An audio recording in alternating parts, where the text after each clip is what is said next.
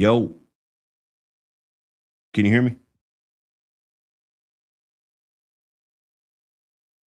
Put a one in the chat if you hear me, man. Bulldog Sunday. Put a one in the chat if you hear me. Audio check. Bulldog Sunday. Salute everybody. Oh, you hear me? Live your life, dogs. What up, brother? Todd Green, Havoc, Old Man Reckless. Okay, I'm in there. My audio was down, man. My audio was down. Musician in the building. Salute. NWA, Kane Corso, Lamont Grant in the building. Salute. South Georgia Combine in the building. Salute. Hey, everybody. Big Bang Hank. What up? What up, man? Ween Mune. Walnut, PA. Dickie Foster. Melee. You know what I'm saying? Everybody in the building, smash that button. Vernon Star, I see you, brother. You know how we're going to do Bulldog Sunday. Hit that like button. Hit that subscribe. If you haven't already, smash that like, though. At least let's get up in that building. When I do those, when I set that notification up and set that show and, you know, we going down, just go ahead. And if you get there early, just go ahead and hit that like button anyway. Just to get this joint in the algorithm. We're going to just build it just like this and see what happens, man. See what happens. Just good energy and getting it going. But we on What the Helly, man, so be careful. You know, it gets wild over here. It gets wild over here on this Bulldog Sunday. We're trying to revamp the whole Bulldog Sunday theme that we had going on for so long. And we just, you know, took some time off. So salute to the channel, What the Helly. So we can have these type of discussions and you know, these talks, man. We got to get it in, man. Today, like I said, as promised, you know, we're going to be on COI. We're going to be on COI. Coefficient. That's the topic of the day. So get up in here. You don't need no pencil and paper because you can just go back to this video over and over and over if you need to. Break down some key elements, some things, you know, and you know how we do. I appreciate you. Sound check. Appreciate you. AQH, what up, brother? Salute. Salute. Coefficient of inbreeding. Coefficient. We're going to learn about what it is, how to track it. Few situations where you could know what type of breeding is going to give you this type of coefficient. You know, why it's important. Why a lot of breeders are failing because of this, because they're not paying attention. Right. Everything's not supposed to be bred tight, y'all. You know, I'm sorry to say, if you're not locking in on traits, a lot of people just grab dogs just because of a pedigree. And you know what it is. Oh, I need one of those to go with this. I need one of those to go with this. You know, we're adding up pedigrees. There's a lot of people doing this. That's why I say in a general context. But because it's a lot of people that do it. Even before the dog gets mature, you're already buying prospective mates to go with it, and you're increasing the coefficient, but you're not paying attention to the details. You're not. And this could be a good thing and a bad thing. I think it's more of a bad thing than a good thing. Okay. We're looking at the totality. If you're looking at making some good animals, you're not trying to sell dreams, you're trying to make good animals. I think this is going to be a good video for you. APBT worldwide, coefficient of inbreeding. You dig? We're going to break it down. We're going to break it down. Let me see. Let me see.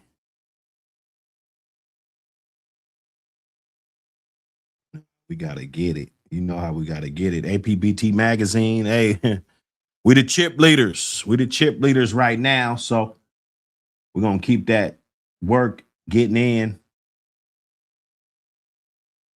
It's up and it's stuck. Constant pressure kennels. What up, brother?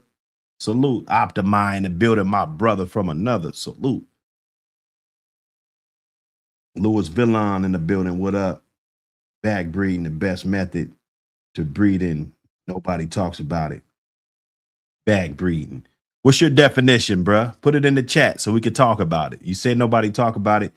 Give me your definition of back breeding, and we definitely want to talk about it. High Desert Pythons in the building. Salute. Man, you got them pythons, man. I've been looking for the Python community. You know, I think I could be effective in that community, knowing how to breed and different things like that. I've been seeing some interesting stuff. Maybe you into it, maybe you're not. You dig? Salute everybody. Hope everybody enjoying the evening. We had to get in. I'm a little late because of that game. I wanted to get it up. It wasn't a clear winner, so you know we wanted to get it in. Oh, Pitwise. See, that's my Python brother right there. I think if I'm not mistaken. Salute though. Let's get it in, Pitwise. Let's get a Python show. You know, let's talk about it. You know, I used to have some ball pythons back in the day.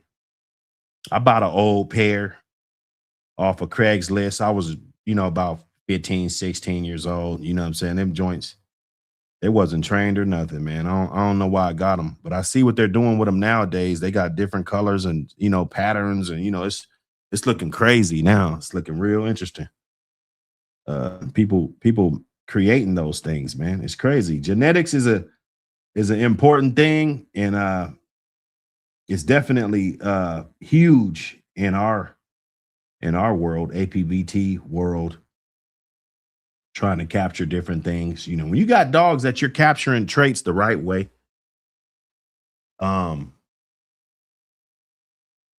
it could be a beautiful thing. You're going on your yard and you're really looking at something that, you know, you put together. This is really something to look at and be proud of. You know, I think that's important when you're breeding dogs, you know, to be happy about the product that you're putting out. Okay.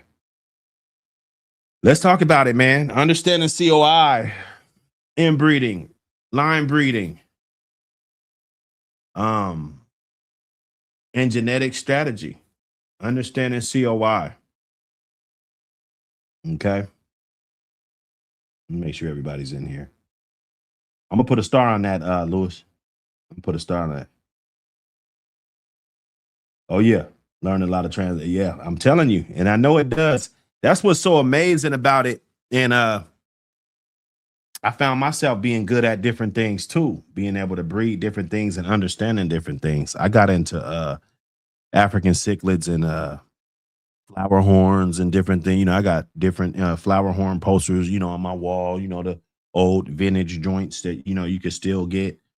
And you know, I created some, they were called ice cream comforts. It was my own breed, my own fish. I shipped them all over. A lot of people raised them up. They came out with different variations, you know, crossing up some F1s and, you know, different things, F0s and F1s, F2s, and creating F3s and F4s, you know, the knocking the fertility out. When you do the F1s, you knock the fertility out, you get the F2, low fertility, F3s and 4s, the fertility starts to come back to the animals, you know what I'm saying? And that's amazing. It's amazing genetics. It'll take a lot to explain, but I went through all that. I got some old videos that I used to put up, you know, before anybody was even thinking about anything, just kind of documenting different things, you know what I'm saying? So understanding COI, inbreeding, line breeding, and genetic strategy. What is COI? COI equals coefficient of inbreeding. Measure how closely related the parents are. Right. That's all we want to know. When we do a breeding, we just want to measure how closely related these parents are on these dogs. That's, I think, in a nutshell. That's pretty much. That's all we want. We don't want any other numbers. There's a lot of other things that we can tally. There's a lot of other things, but before I put this breeding together, I just want to double check on the coefficient. There's no coefficient. Let me correct that. I don't, because I'm gonna just say it just because I think that that's the way it goes, but that's totally incorrect. Coefficient is not pertaining to inbreeding. It has absolutely no correlation.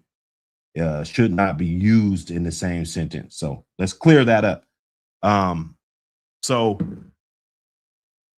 we want to measure the coefficient of the two animals. How closely related are the animals?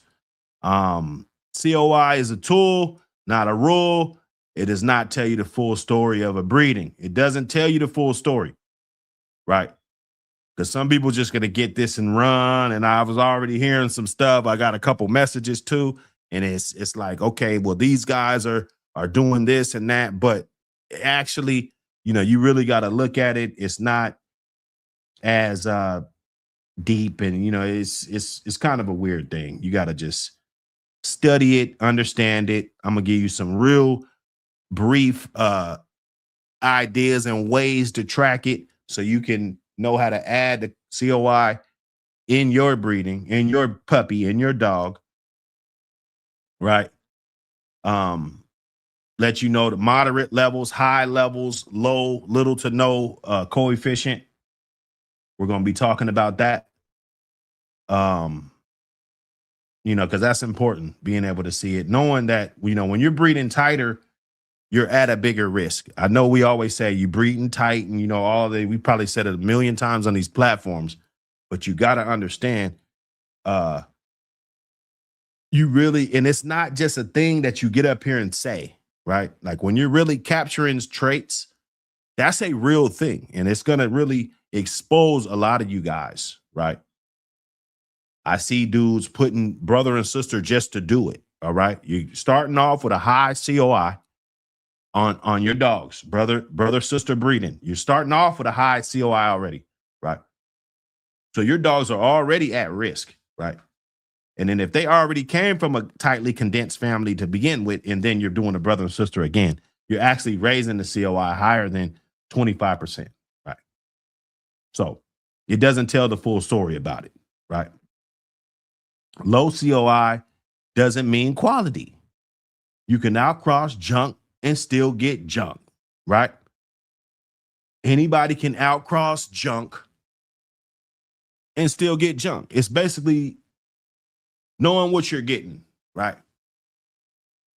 Knowing what you're getting, knowing what the dogs are, knowing what they're throwing, paying attention. This isn't something that 3 years, some of you guys, you're doing brother and sister breedings. You just got in the game 2-3 years ago. You already doing brother and sister breedings, right?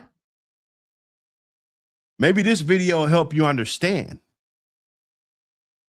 And then you're breeding two genetically defected brothers and sisters, genetically defected, right? I'm just saying.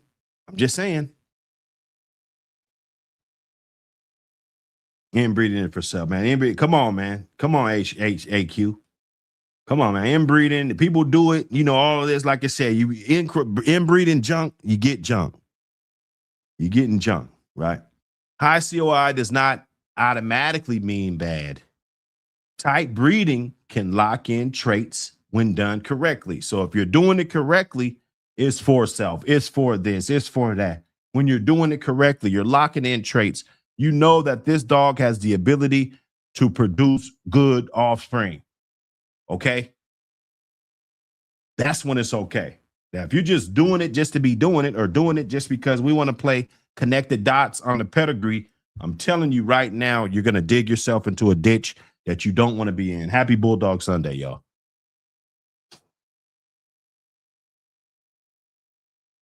I would never breed full siblings. Okay, now I hear you, brother.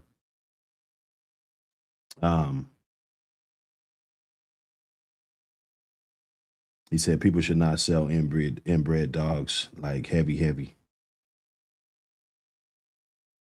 Yeah, you know, you know, it's dicey, man. Everybody's gonna do what they do. I'm just here to educate the guys that want to get to that next level. You know, you do not have to know this to have fun in these dogs and to create good dogs, right? You know, there's plenty of guys that never gave a damn about coefficient and they did just fine breeding in their careers. And, you know, they had things to talk about in good dogs, but I think it's more of a gift to be able to study from hundreds of years of dog man going along the path. And then you come in at a prime time and you're able to create and you actually know exactly what you're doing. You know what you're getting because you're paying attention to so many different details that a lot of people weren't paying attention to, right?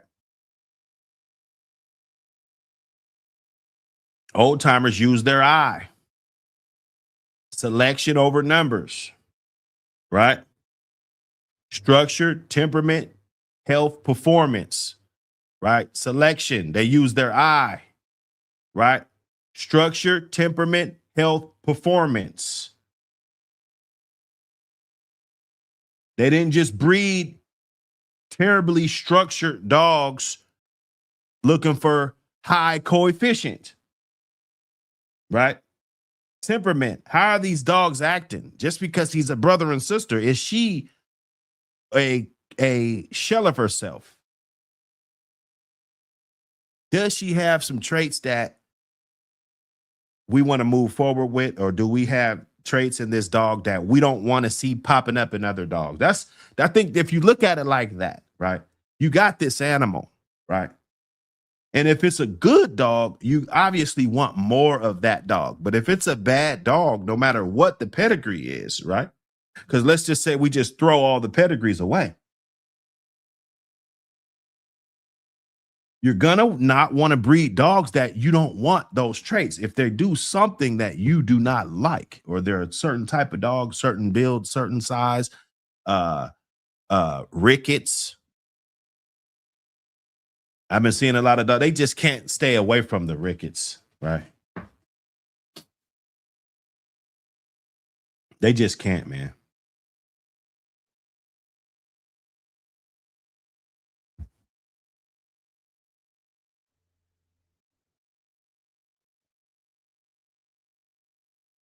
Yes, sir. Hey, plug in, plug in. Riley Shirt Company. What up, brother? Salute. Bulldog Sunday. Let's get it in, man. He said most people are breeding dogs just to sell. They don't care about health and temperament. Yeah, you know, it's a wide open market. That's why we got to pay attention. You know, when we see goofballs do brother and sister breedings, and when they don't even know how the dogs are, they ain't even had the dogs for a year. They're already doing brother and sister breeding, doing all these tight ass breedings on dogs that they already deemed that they weren't uh you know, they just weren't excellent dogs. They just weren't excellent. So what are you gonna do? You're gonna breed those dogs, you're gonna get more half-assed dogs. You're gonna sell a dream, right? It's gonna be this thing where I always gotta breed this dog in order to get something good. If you're a good breeder, you should be able to give me a finished product. I should be able to come to you and get a dog that checks all the boxes. If the COI is high, it's because I was capturing a certain trait. There's a certain dog that I was capturing because of his genetic capability to create a vast number of quality animals. Okay. I'm not trying to hurt nobody's feelings here. I'm just trying to educate and, you know, let people know what COI is. You don't have to use these concepts. This is totally you don't have to use these. COI without selection is dangerous. Lazy breeders hide behind percentages. You're hiding behind these percentages. How tight this dog is. You want this tight. You want to have the tightest of that. Right? Right? Right? You want to have a whole grape instead of half of a watermelon, right? You take that dog out, you get a watermelon. You keep breeding that dog tight like that, Yeah, you can create some fruit, but it's just going to be a grape or two. You're going to get a grape or two, bro. And you own the whole thing and you're happy. It's your bloodline. You got your name on the pedigree. But when you look at that, what did you actually capture? What are those dogs? Right? When we uncover that veil so we can actually see what's going on, right? Then you're going to be on the hot seat because it's going to have to be some type of traits that you've captured over time. Right? Back in the day, it was gameness, mouth, smarts, intelligence, rather, right? Structure, strength, right? A lot of those same characteristics can be calculated in today, right? It's not always talked about. It's not always not frowned upon. Everything gets frowned upon. But you can look at your dog's structure. You can look at your dog's temperament. You know if this dog has drive. There's things that you can do to find out if your dog has X, Y, and Z, right? If you don't know how this dog grows up, right? A tail sign is the structure of these animals. Yeah, we did breed dogs that were not structurally sound. And we make these excuses in today's age, but you got to understand that dog that wasn't structurally sound back in the day, or that shorty cowboy that was really short to the ground, really low to the ground, right? A phenotype that's probably not going to win too much. If we're looking at the, in the back in the day historical context, right? They just sometimes just did not have the phenotype to get it done. Right? Too short, can't stay out of the way, right? Legs defected, can't stay on your feet, can't defend yourself, all of these things, right? This is back in the day. So those are traits that you did not want to inbreed on. You didn't, if your dog had those traits, if your dogs did any of the XYZ, you didn't want to inbreed those dogs. You wanted to stay far away from inbreeding those animals right there. Okay. Okay. Breeding is about direction. What are you trying to fix? What are you trying to preserve? One of the two. That's it. It's about direction. It's either you're going to take some size off these dogs, add some size, add some gameness, add some strength, add some ability, intelligence, different things like that. What is it? It has to be something, right? You're not breeding just to breed. You're not preserving just to preserve. You're something that you're preserving. If I'm doing a breeding, it's supposed to be a preservation breeding. I should be able to say exactly what it is that I'm preserving. Get in the building, man. Ain't nobody fucking with me over here, man. This is the best fucking channel on YouTube. Come on, dog. Come on, man. Hit the like button. You know what it is. You know what it is. You're going to learn the most over here, but you learn so much over here, you forget how much you learn over here, right? So get up in here, man. Jolin, what up, brother? I see you. Clifton behind enemy lines. I see you, brother.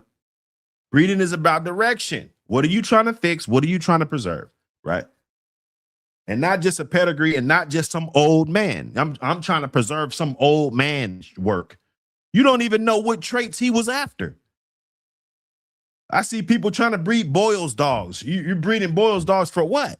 You didn't know what the fuck Ronald Boyles was doing. You don't know what the fuck he was doing. You just trying to get some dogs and tighten them up. Raising that COI like somebody's goddamn spiking somebody's blood sugar.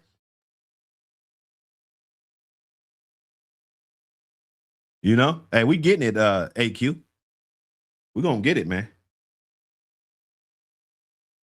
They got to rewatch them. Hey, I'm telling you, because I go too fast. Like I drop 100 videos and then, We're like, oh fuck, what do we do? You know what I'm saying? But you done forgot about the 100 I just dropped, and then it's the shock value. We're prisoners of the moment, right? It's the shock value. I get it. I get it. So we got to come through with the fresh. We cook. It's a new year though, right? It's a new year. King James, what up, brother? 8544, salute. What the hell? What the heliante? What the heliante? Families are built over time. Consistency comes from generations of selection. So families are built over time. This is not something that you're just running around, you're just trying to build a family just to be like Don Mayfield, right? You want to be like Howard Heinzel, Don Mayfield, Vince Cooper, Carl Cruz, David Tant. You want to be just like those guys that had those bloodlines in there and nobody told you, right? That you're going to spike that COI up. And that's why nobody remembers you, because your dogs were not memorable. You didn't give your dogs a chance to be legendary. Sometimes it's a bad owner, right? Because he doesn't understand COI. He doesn't understand that in the long run, if I make this outcross and create better dogs that are actually worth talking about,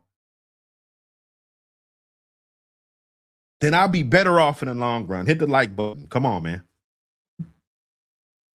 Hit the button, man. Hit the button, man. Hit that button. You know how we do. Buck City Reloaded.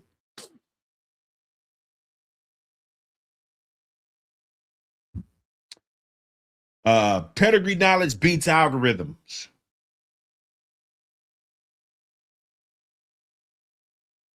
If you don't know the dogs, the numbers don't matter. He's tight on this, he's tight on that, brother, sister, all of this. If you don't know those dogs, the numbers don't matter, right? It doesn't matter. Because you do not know exactly what part of that cake that you got. It's something that you actually have to know. You dig? So not just pedigree. We say, oh, pedigrees don't matter. All this, hey, man, come on, man. Just see you don't agree and let somebody learn that wants to learn. Stop saying this. I've always defended that stance, even when the old guys get in here and they get to talking and whatnot. I mean, come on, man. I'm always defend that stance. Pedigrees matter. They're telling you a whole lot about this dog. They're telling me if the COI is spiking or not. If I'm not looking at the pedigree, what direction am I going to go, right? Do I want to breed my dog to a dog that's going to spike my COI or kind of keep it in a moderate position, right?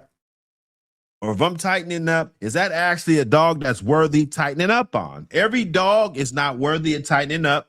And just because it has a pedigree in it behind them doesn't mean that just because you're breeding this dog that you're tightening up on the dogs behind them. It doesn't work like that.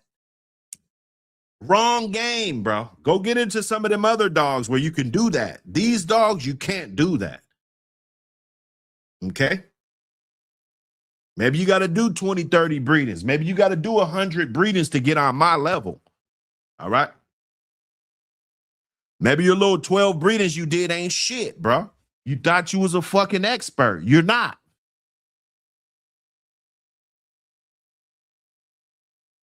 It's the what the helly, man. We going in over here. We going in. COI does not measure heart, work ethic, drive, stability, intelligence matter.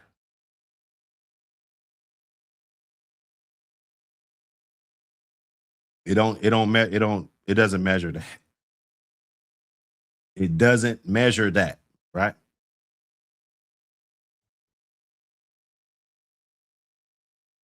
You got to look at the dogs. This is the part where you can't cheat. You got to actually study. You can't just go up in here and multiple choice and accidentally get the answers right. And, you didn't study and you still get a decent grade. It doesn't work like that with breeding. It don't work like that. Outcrossing has risks too. Hybrid vigor only works if both sides bring quality.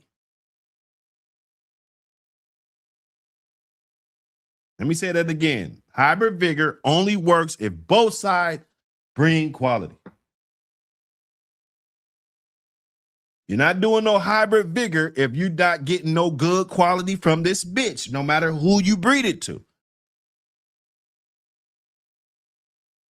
If she don't bring no quality, then that hybrid vigor is not going to work.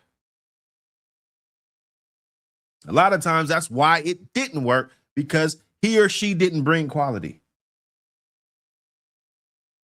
You're locking in on the wrong things. You're studying for the wrong test.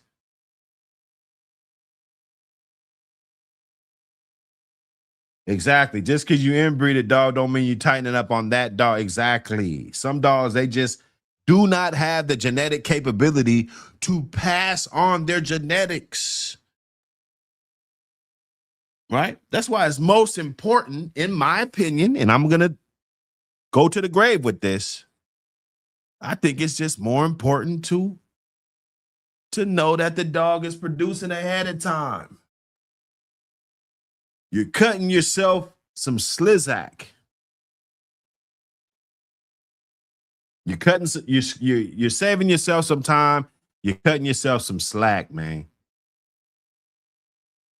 Big Bang Hank with the membership. Appreciate you, my brother. Appreciate you with the membership. Hey, get it in, man. Get the memberships, everything, man. You could drop them super chats, whatever. With Bulldog Sunday. What do you know about that? Bulldog Sunday. They're gonna cash app down there. $ Buck City Live. You dig? If you want to support the channel, any of that, super chat, anything, man, it's all good. We getting it going, man. It's Bulldog Sunday. That's how we getting it. You dig? New member. Big Bang Hank. Let's get it. Let's get it. As soon as we get a 50 piece up in there, we're gonna do a giveaway. I know. We're gonna make it work. I know. Hybrid vigor only works if both sides bring quality. Remember that. Next time we're talking about hybrid vigor, we're gonna get on hybrid vigor again. I'm gonna chop everything down all over again. I just want to start here. I want to start here and kind of chop things down. Go through the week, talk about things on Buck City Reloaded. Get over there, talk a little ish over there, and then compile everything and all your questions, everything that I've seen on Facebook, everything, and we're gonna compile those into Saturday and Sunday shows over here on What the Helly. And of course, if it's something good over here, we can always take that, repurpose it, and throw it back over there too. You know what I'm saying? It's a win-win, man. It's a win-win. So remember that, man. That hybrid vigor shit, just because it's a bolio dog, you cross it with a different, it doesn't mean that it has to work. It doesn't mean if that bitch wasn't bringing nothing to the table, that male wasn't bringing nothing to the table. What's the point? Right? What's the point? You're setting yourself further back, right?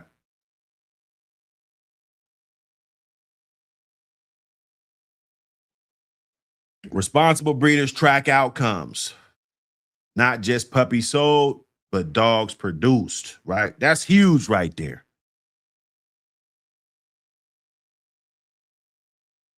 Hey, now this is knowledge y'all like to listen to, man. I can't tell though, because we ain't even got that many likes. You feel me? I guess we got to start arguing again or something. You feel me? And I can't tell.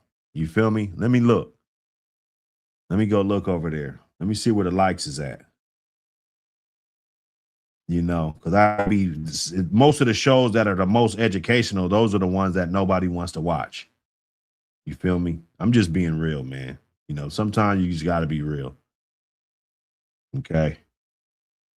Let me see. We got 30 likes, 47 in the building, 30 likes. I just hit the like. That's 31, man. Can we get 40 likes? Can we get 40 likes? Let's get it in. Let's get it in, y'all.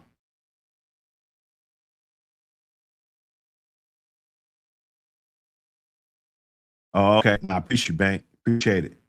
Oh yeah, I know you was already in there. Either way, man, if anything popping up, man, I'm gonna be appreciative about it, man. Sometimes I don't track it or watch it, but you better believe, man, I'm appreciative. Everything. You know what I'm saying? Hold up. Let me go back. Okay, yeah. So responsible breeders track outcomes, right? It's really important. You're really obsessed with tracking those outcomes, right? Because I don't want to let nothing pass up under my nose. I don't want to have a dog in my yard and this dog is producing like a motherfucker, but because I sold everything, I don't keep up with nothing, right? I don't keep nothing. So I got a jewel in my yard that maybe should be bred a different way or this way or that way, right? Or maybe those puppies came out like that and they were almost perfect, right? Just one slight tweak that I needed to do to end up creating something incredible, right? But you're not paying attention to those small details. You're too busy worried about what other people are doing on their yard. That's what we don't do. That's what we don't do. Okay.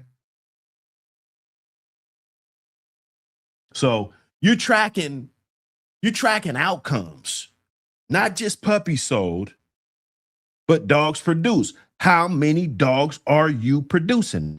How many dogs can you write them down on a piece of paper right now and say, I produce him, I'm proud of him. I produce him, I'm proud of him. I produce him, I'm proud of him. Now, if this was the 80s, 40 years ago, 50 years ago, it would be, I produce her, she's a two-time winner. I produce him, he's a champion. I produce him, he's another champion. I produce him, he's a 5-time winner, right? I did that breeding right there. I got 3 one-time winners and a 2-time winner, right? That's what we would have to track outcomes back in the day. Nowadays, we have other things. He's a damn good hog hunter. That motherfucker will go get a hog and submit that hog out without getting touched. The ability, the long rangey mouth, different things, right? Smarts. He knows how to subdue and attack somebody that's attacking, or he knows how to attack, right? You're not going to go up in the gazebo like back in the day, right? Respectful for the law, right? We got to have some type of respect for the law in those regards, right? We just cooking, man. We just cooking. Breeding is a craft, not a shortcut. There is no cheat code in real programs. Everybody you look at right now, look at them. Look at them right now. Look at them. Eddie Carson, what up, brother? Hey, appreciate the super chat. Appreciate it, my brother. I don't have my little song that I'm gonna do. I'll make sure I get that this week, though. But guess what?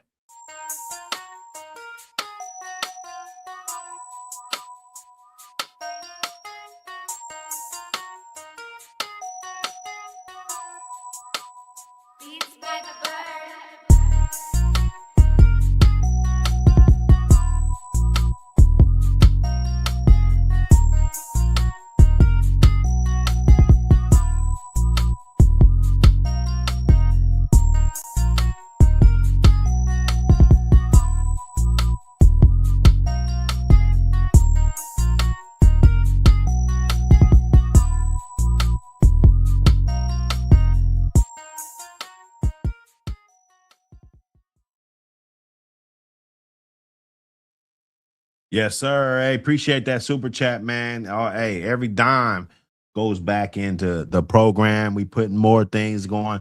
We got volume 4 about to drop in about 20 days or, 18 days or something. Volume 4, can you believe it? Volume 4, we got volume 1 reloaded already out. Volume 2 is still hanging. Volume 3 on Amazon right now. Volume 4 is going to be the same. Hey, we cooking, man. We cooking. We cooking, man. We cooking, man. Come on, man. Let's get it. I think I seen, yeah, there you go. Soul Power, what up, brother? Soul Power. Salute to you. Wordless. Cosmo Khan, what up, brother? Hey, we getting it in, man. I'm glad everybody pulled up, man. The boy, I told you I'll be back. I'll be back, man. I'm trying to get my scheduling back in there. It's a lot of other things that I want to do because I don't just want to be up here talking, dog. I'm really trying to change the game. I'm a game changing type of individual. You understand me? With the attitude and the charisma, like, bro, I got it. I got it. I just need a solid team of individuals that I can trust and that ain't scared to get out here and let's make it happen. You dig? Blessings to everybody. Bulldog Sunday. So breeding is a craft, not a shortcut. There's no cheat codes in real programs. Look at everybody's program. If you respect the program, some people inherit good programs. Some people have incredible mentors that actually put in those 20, 25 years so that they can give them the right pieces to put them in position, right? Positioning. That happens, right? So you can get some hybrid camps of today. There's a lot of hybrid camps that they don't have the 10, 20, 25 years in, right? But they have some of the expertise. And if they were paying attention, which most of them don't, by their selection, and you can see what the type of shit that they're trying to breed, and then you can see the type of animals that they try to bring in, right? And you could tell that they don't really get it. So they're probably going to be, spending the next 15 years trying to figure it out because it takes a while, right? That's why we're giving it to you like this. They didn't have this shit in my day. They didn't have nobody named Buck City letting me know about COI fucking 25 years ago. I'm sorry. It just wasn't. It wasn't, man. Don't get mad. Let me see. RBG, what up?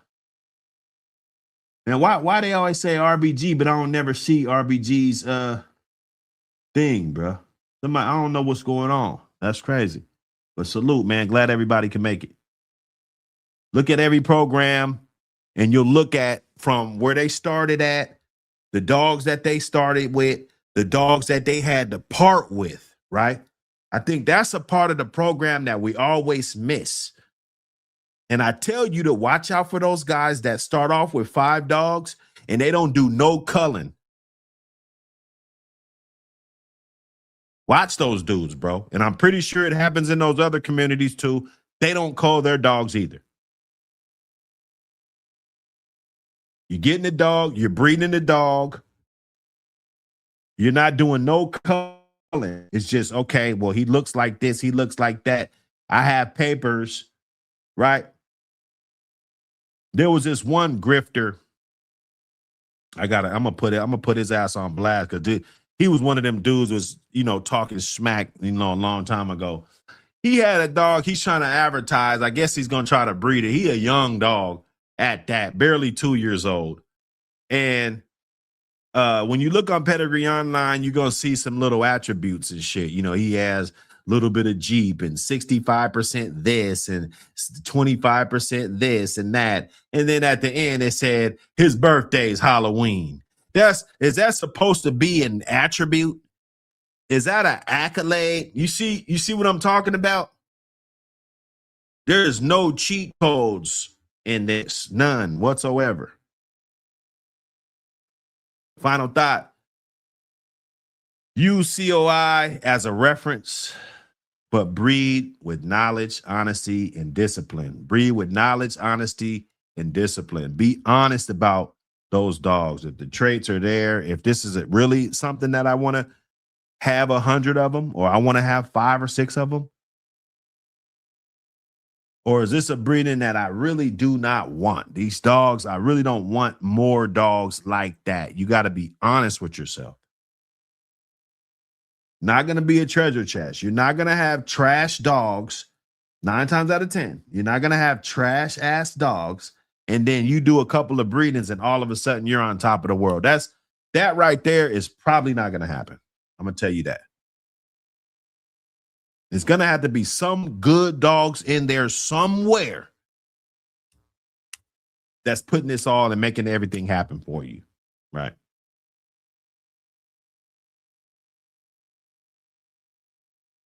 Simple COI explained, 4-generation pedigree, 4-generation slots. You got 2 parents, 4 grandparents, great grandparents, 8, 4th generation, 16. COI starts when the same dog appears more than once. Remember that right there. When that same dog appears more than once, that's what we're looking for, ladies and gentlemen. Example, X dog appears on both sides, sire and dam side in 3rd generation. That repetition creates inbreeding and odds to COI.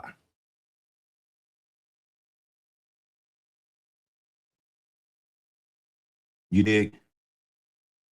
Can you dig it? Let me see. Let me get in here. Get ready to dive back into the world of the American Pit Bull Terrier with APBT Magazine, Volume 1, Reloaded. We've taken the original classic, packed it with brand new pages, fresh insight, and even more legendary stories. It's everything you love, reloaded. Grab your copy now on Amazon and keep the spirit of the true APBT alive.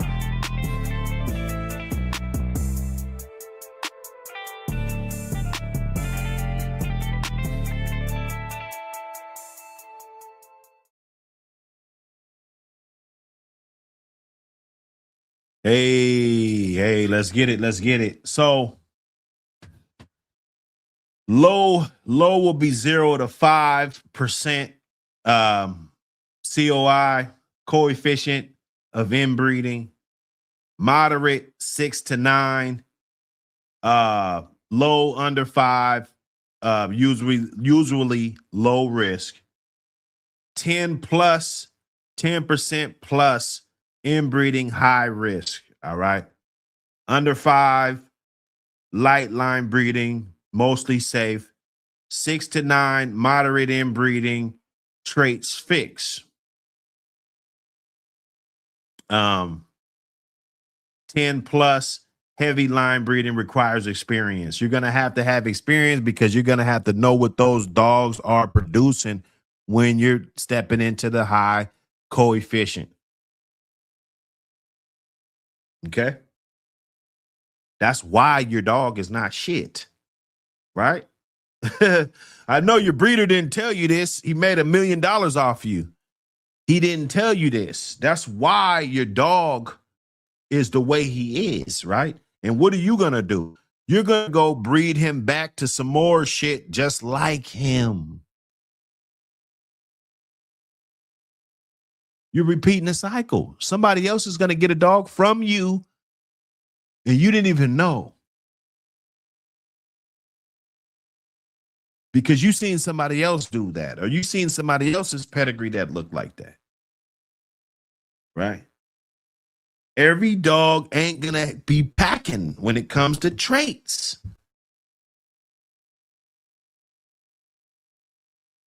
You feel me? You dig? Yeah, Lewis. Yeah, we digging, man. We digging. Let me see. Let me get a one that's kind of fat. Let me see. Father. Let's do father-daughter. Father-daughter. COI 25%. COI, father-daughter breeding. That's what that be, right? That's what that would be. 25%. So you got a father-daughter, and it can increase based on if her bottom half had like or similar ancestors. You got to remember that, right? These are going to be some of the type of breedings that you're going to do that's going to increase and spike your COI. 10 is high. Should be done with experience. You should not be breeding father-daughter breedings just to do it. Right? If that daughter wasn't exceptional, if that wasn't one of his best daughters and he wasn't one of the best off of his parents, then what are you doing? You don't know anything about the parents of these dogs. You don't know anything about why this dog was put together. You don't know anything about this dog, and you're going to go do that. You better be careful. And when you see people getting good results out of this, either luck or they know what they're doing. They understand. Just like back in the day, all the old timers, oh, we didn't give a fuck about COI. Nobody told us about, and I know this. I know this, but there's other ways of finding out and tracking it, and that's through observation. That's what being honest. That's what not sugarcoating. That's what culling. You're seeing dogs making bad signs, different things like that. You're culling it out of your program. You're making it, you're raising the bar, right?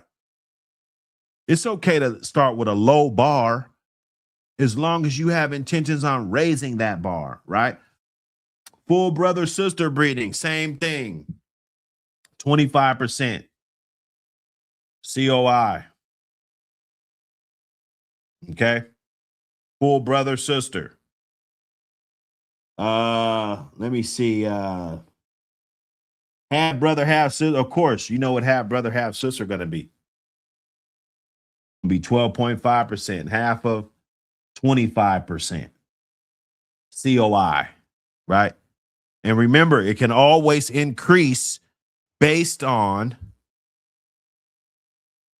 how concentrated the bottom 25% is, or the other two, it's a half sibling. So based on what the other two dogs had in common with the reason why these dogs are related, right? Maybe they were related, maybe they weren't. They're tightly bred on something. Maybe it's far back. When the generations are far back, COI is really not going to play too much of an effect when it's far back. Right? We're talking 8 generations back. You know, it's not going to make that much of an impact. Right? And that'll give you an idea how much impact that those legendary dogs that's in the back of your pedigree, how much impact do they actually have? Right? How much of an impact do they actually have? Hit that like button, y'all. Come on. We still here. We still here. Hold up. Let me get that. Let me get that on there. We run that. We run that. Salute, salute.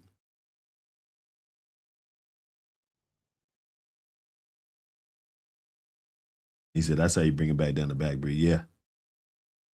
One of the best bitches in the game. Thompson's Black Silly build is 5 females, 5 males. Yeah, I don't know. I don't know. I don't know, brother. I don't know.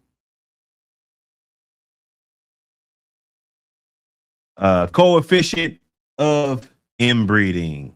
My brother Drake. That's what the acronym is, brother. Let me get that back up here. We're getting it going, man. We're getting it going.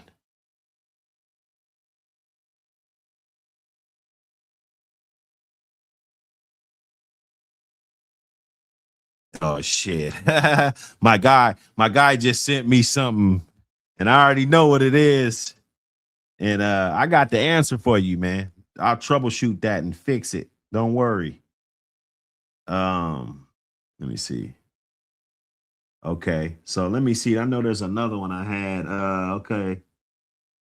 Okay, so this one's a little bit spread out a little bit.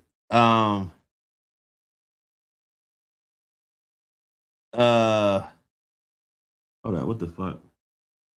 Okay, it says 3 shared ancestors. 3 shared ancestors, 4 generations. That's gonna give you a really low COI, right?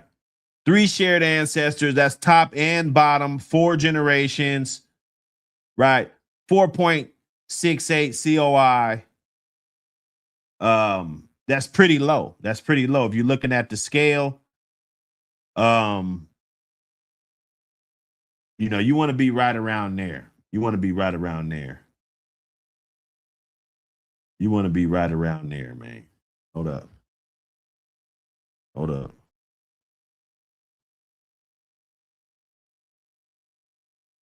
You want to be you know, it's moderate is safe, especially if you're just getting in here. Um, you know, you don't want to be going nuts, right? Just breeding, just destroying your bloodline. You're destroying your bloodline. You should be out. You should be trying to find out what the next wave is. That's what you should be trying to do. Before you're trying to inbreed and do all of this stuff, you should be trying to create that new line. I think those guys are going to be the trailblazers of it because we can see their bloodline. We see that they made their crosses. They had enough dogs to show that those dogs are very productive. And then they move on and people cherish that. They need that. They said, you know what? That was captured really well, right? I like the yellow dogs. I like the Big John dogs. But when you look at the Mayday dogs, and you cannot deny that out of the yellow family, and some people don't like, some people hate Mayday dogs. They won't feed a Mayday dog. You know, some of these families, Mayday family in general, did a very good job. Not with all of the blood, not with all of it, but to this day, you can still find that blood in working form, in good, you know, form. Like some people actually took the time out to collect the right genetics when it came to those dogs, you know. And so that's why people will see you as somebody that they would probably purchase a dog from. You know what I'm saying? Straight up. You dig? Walk them down. What up, brother? What's up with my guys? What's up with my guys? Bulldog Sunday. You know, I'm pretty much, you know, I'm almost done with the lecture. I'm almost done with the lecture. We just getting up in here, man. We just getting up in here. You know what I'm saying? High COI, that 25%. This is a little bit different one. This one, moderate COI at 10 to 25, Linebreeding, Inbreeding, close 25 plus, Outcross 0 to 10. You know, that gives you a little bit more realistic perspective, in my opinion. Especially to preserve that male in the 4th twice and 3rd that took back to the 1st. Oh, I got you. I got you. I see you, brother. I see you, brother. Welcome down, Ram, man. What up? What up, man? Andre Drake. Make sure I do my housekeeping. Make sure everybody. Yes, sir. Coefficient of inbreeding. Coefficient. What is the coefficient of the dog? You know, when you're doing the breeding, you should at least have it in mind. Like, ooh, you know, that's kind of high COI on that one. You know, let me try this. You know, let me do this one. Let me go with this stud over here. You know, or if you're locking in those traits, you already, you know what it is, then that's the only time I will go close, if I know that it's going to be a for sure shot, because the chances of you putting together a bunch of bullshit is higher than you actually locking in good traits. I mean, the way we make it sound on YouTube, I'm telling you, we make it sound so easy. I've done this. Like, yeah, man, you got to lock in on that. You got to lock in. I said it 100 times, but I don't think I explained to you the significance of, hey, that shit might not work. That might set you back further. You done captured a whole bunch of traits that nobody wants. You don't even want.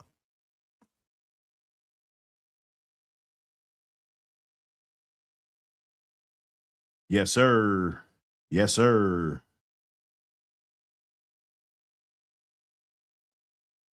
Amen. Yes, sir. Get it in, man. Lock in that like button too while you at it. We locking in. We locking in, ain't we? Lock in that like button. Lock in that like button. Bulldog Sunday. Bulldog Sunday. I told y'all we was gonna come with a banger. I said, man, we're gonna knock this one out. Don't worry. We got this. We got this. Hold up. I got too much going on. I got too much going on. Let's get it. Example one, clean pedigree. Uh, father, daughter, no other shared ancestors anywhere else. COI 25%. That's the baseline. Okay. I just put a few of these up here just so we can, go through it and you can remember, you're doing a father, daughter. That COI is high as shit. Already. It's high, right? So unless there's something special or Lulu or meat, and all this, whatever that dog's name is, because you guys be making some crazy ass names or some dogs that I probably wouldn't want shit off. I'm just being 1,000, but I don't know. Maybe I do want some of that shit. You know what I'm saying? But you gotta know what you're doing. You gotta know what you're doing out here, man. Know what you're doing.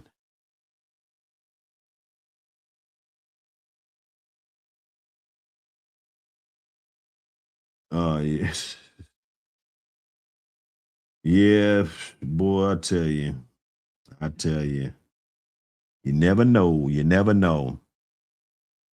Uh, let's see. Where we at?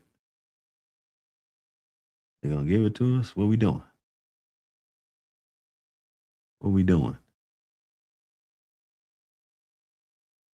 Oh, don't do me like this.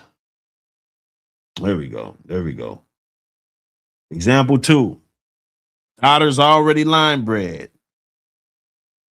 Now let's say the daughter's dam was already line bred on the dog in the third generation, right?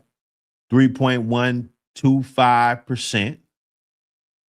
Right? When we start getting into those third and fourth generations, that number decreases dramatically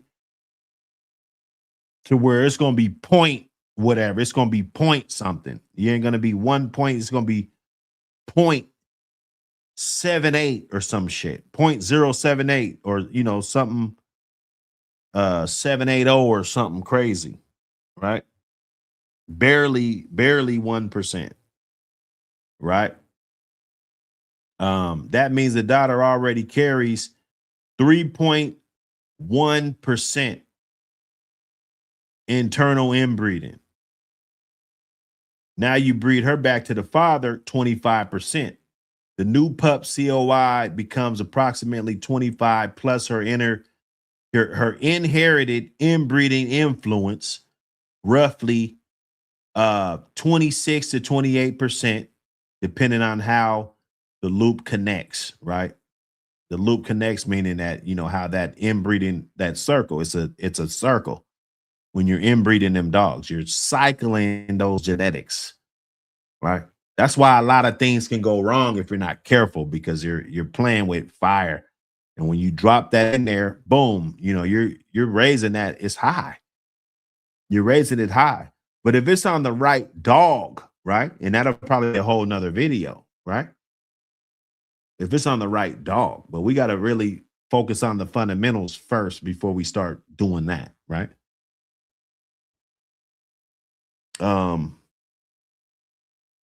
Okay, so it doesn't simply stay at 25%. It's not just when you do that and you have other like ancestors, it's definitely going to spike it a little bit. Let's get another example. Example three, stack line breeding. If the daughter has 6.25 COI already, moderate inbreeding, moderate line breeding, sorry. So moderate line breeding is 6.25, and you breed her back to her father 25%, you can now easily see final COI 30%. That's when you start spiking up into 30s and 32%. You know, you're getting high up there. That's a high probability of you locking in some bullshit. It is. I'm being real. It's not the thing, because people always say it like, line, this is the key. This is the D. Line breeding. You know, what's the best? What? Nah, man. We got to take some steps back. We got to take some steps back over here, man. Buck City got to really dial it in a little bit. I see how everybody else is doing. I always was different though. One thing I'll give my channel props on is we're gonna be different no matter what. And I guess that's a challenge in itself, just being different. But we'll definitely accomplish that. Oh, every time,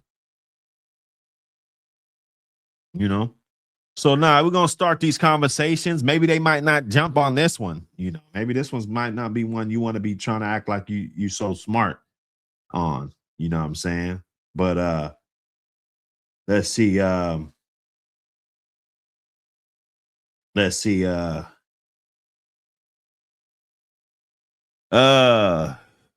this happens? No math, no logic. Um, think of genes like stacking transparencies. Father's already shared genetics with the daughter 50%. Daughter also contains double genes from her own pedigree.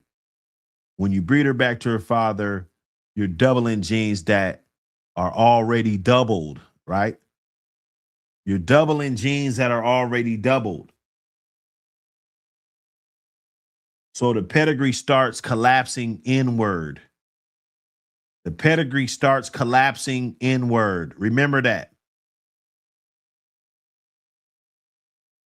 Remember that. Real world breeder explanation. This is why experienced breeders say things like, you can't just look at the top two dogs. You have to look at the whole pedigree, right? A lot of people say, oh, the pedigree don't mean nothing, because tight inbreeding on a clean outcross dog equals control. Tight inbreeding on an already line bred dog equals explosive concentration. Explosive concentration. Same breeding on paper, very different genetic outcome. Same breeding on paper, very different genetic outcome that you're getting. Final takeaway. So father daughter on an outcross female 25%. Father daughter on a line bred female higher than 25%. Father daughter on an already inbred female, danger zone, right? And you can see people get away with this. I'm telling you right now, it's not luck. Those people are good breeders most of the time. 6 out of 10. 6 out of 10, they're probably a good breeder. They've been keeping track of the traits. There's something that they really like that they're not going to let go, right? A lot of people get like that. It's that dog right there. I'm not going to let that dog go for nothing. And you keep him long enough until you find something that he pairs good with, or you try it enough to when you finally get that pairing, you get something good and you move on from that. And of course, if it's good, then that would be what you're doing right here. But you're also in the danger zone because you're at the risk of high COI. Right. Getting it in, man. Getting it in. Come on. Come on. Come on. And get over here. Get in here.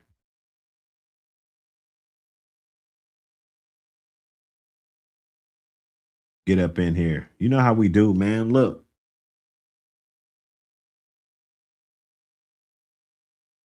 you know how we do. It ain't gonna be nothing different when we come through.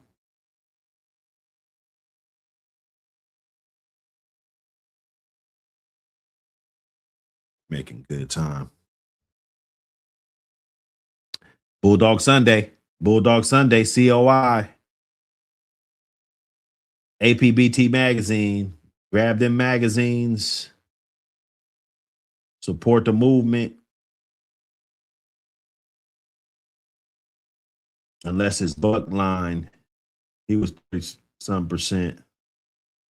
They went crazy with the COI after him. But went down to 28% with 3%. Well, see, they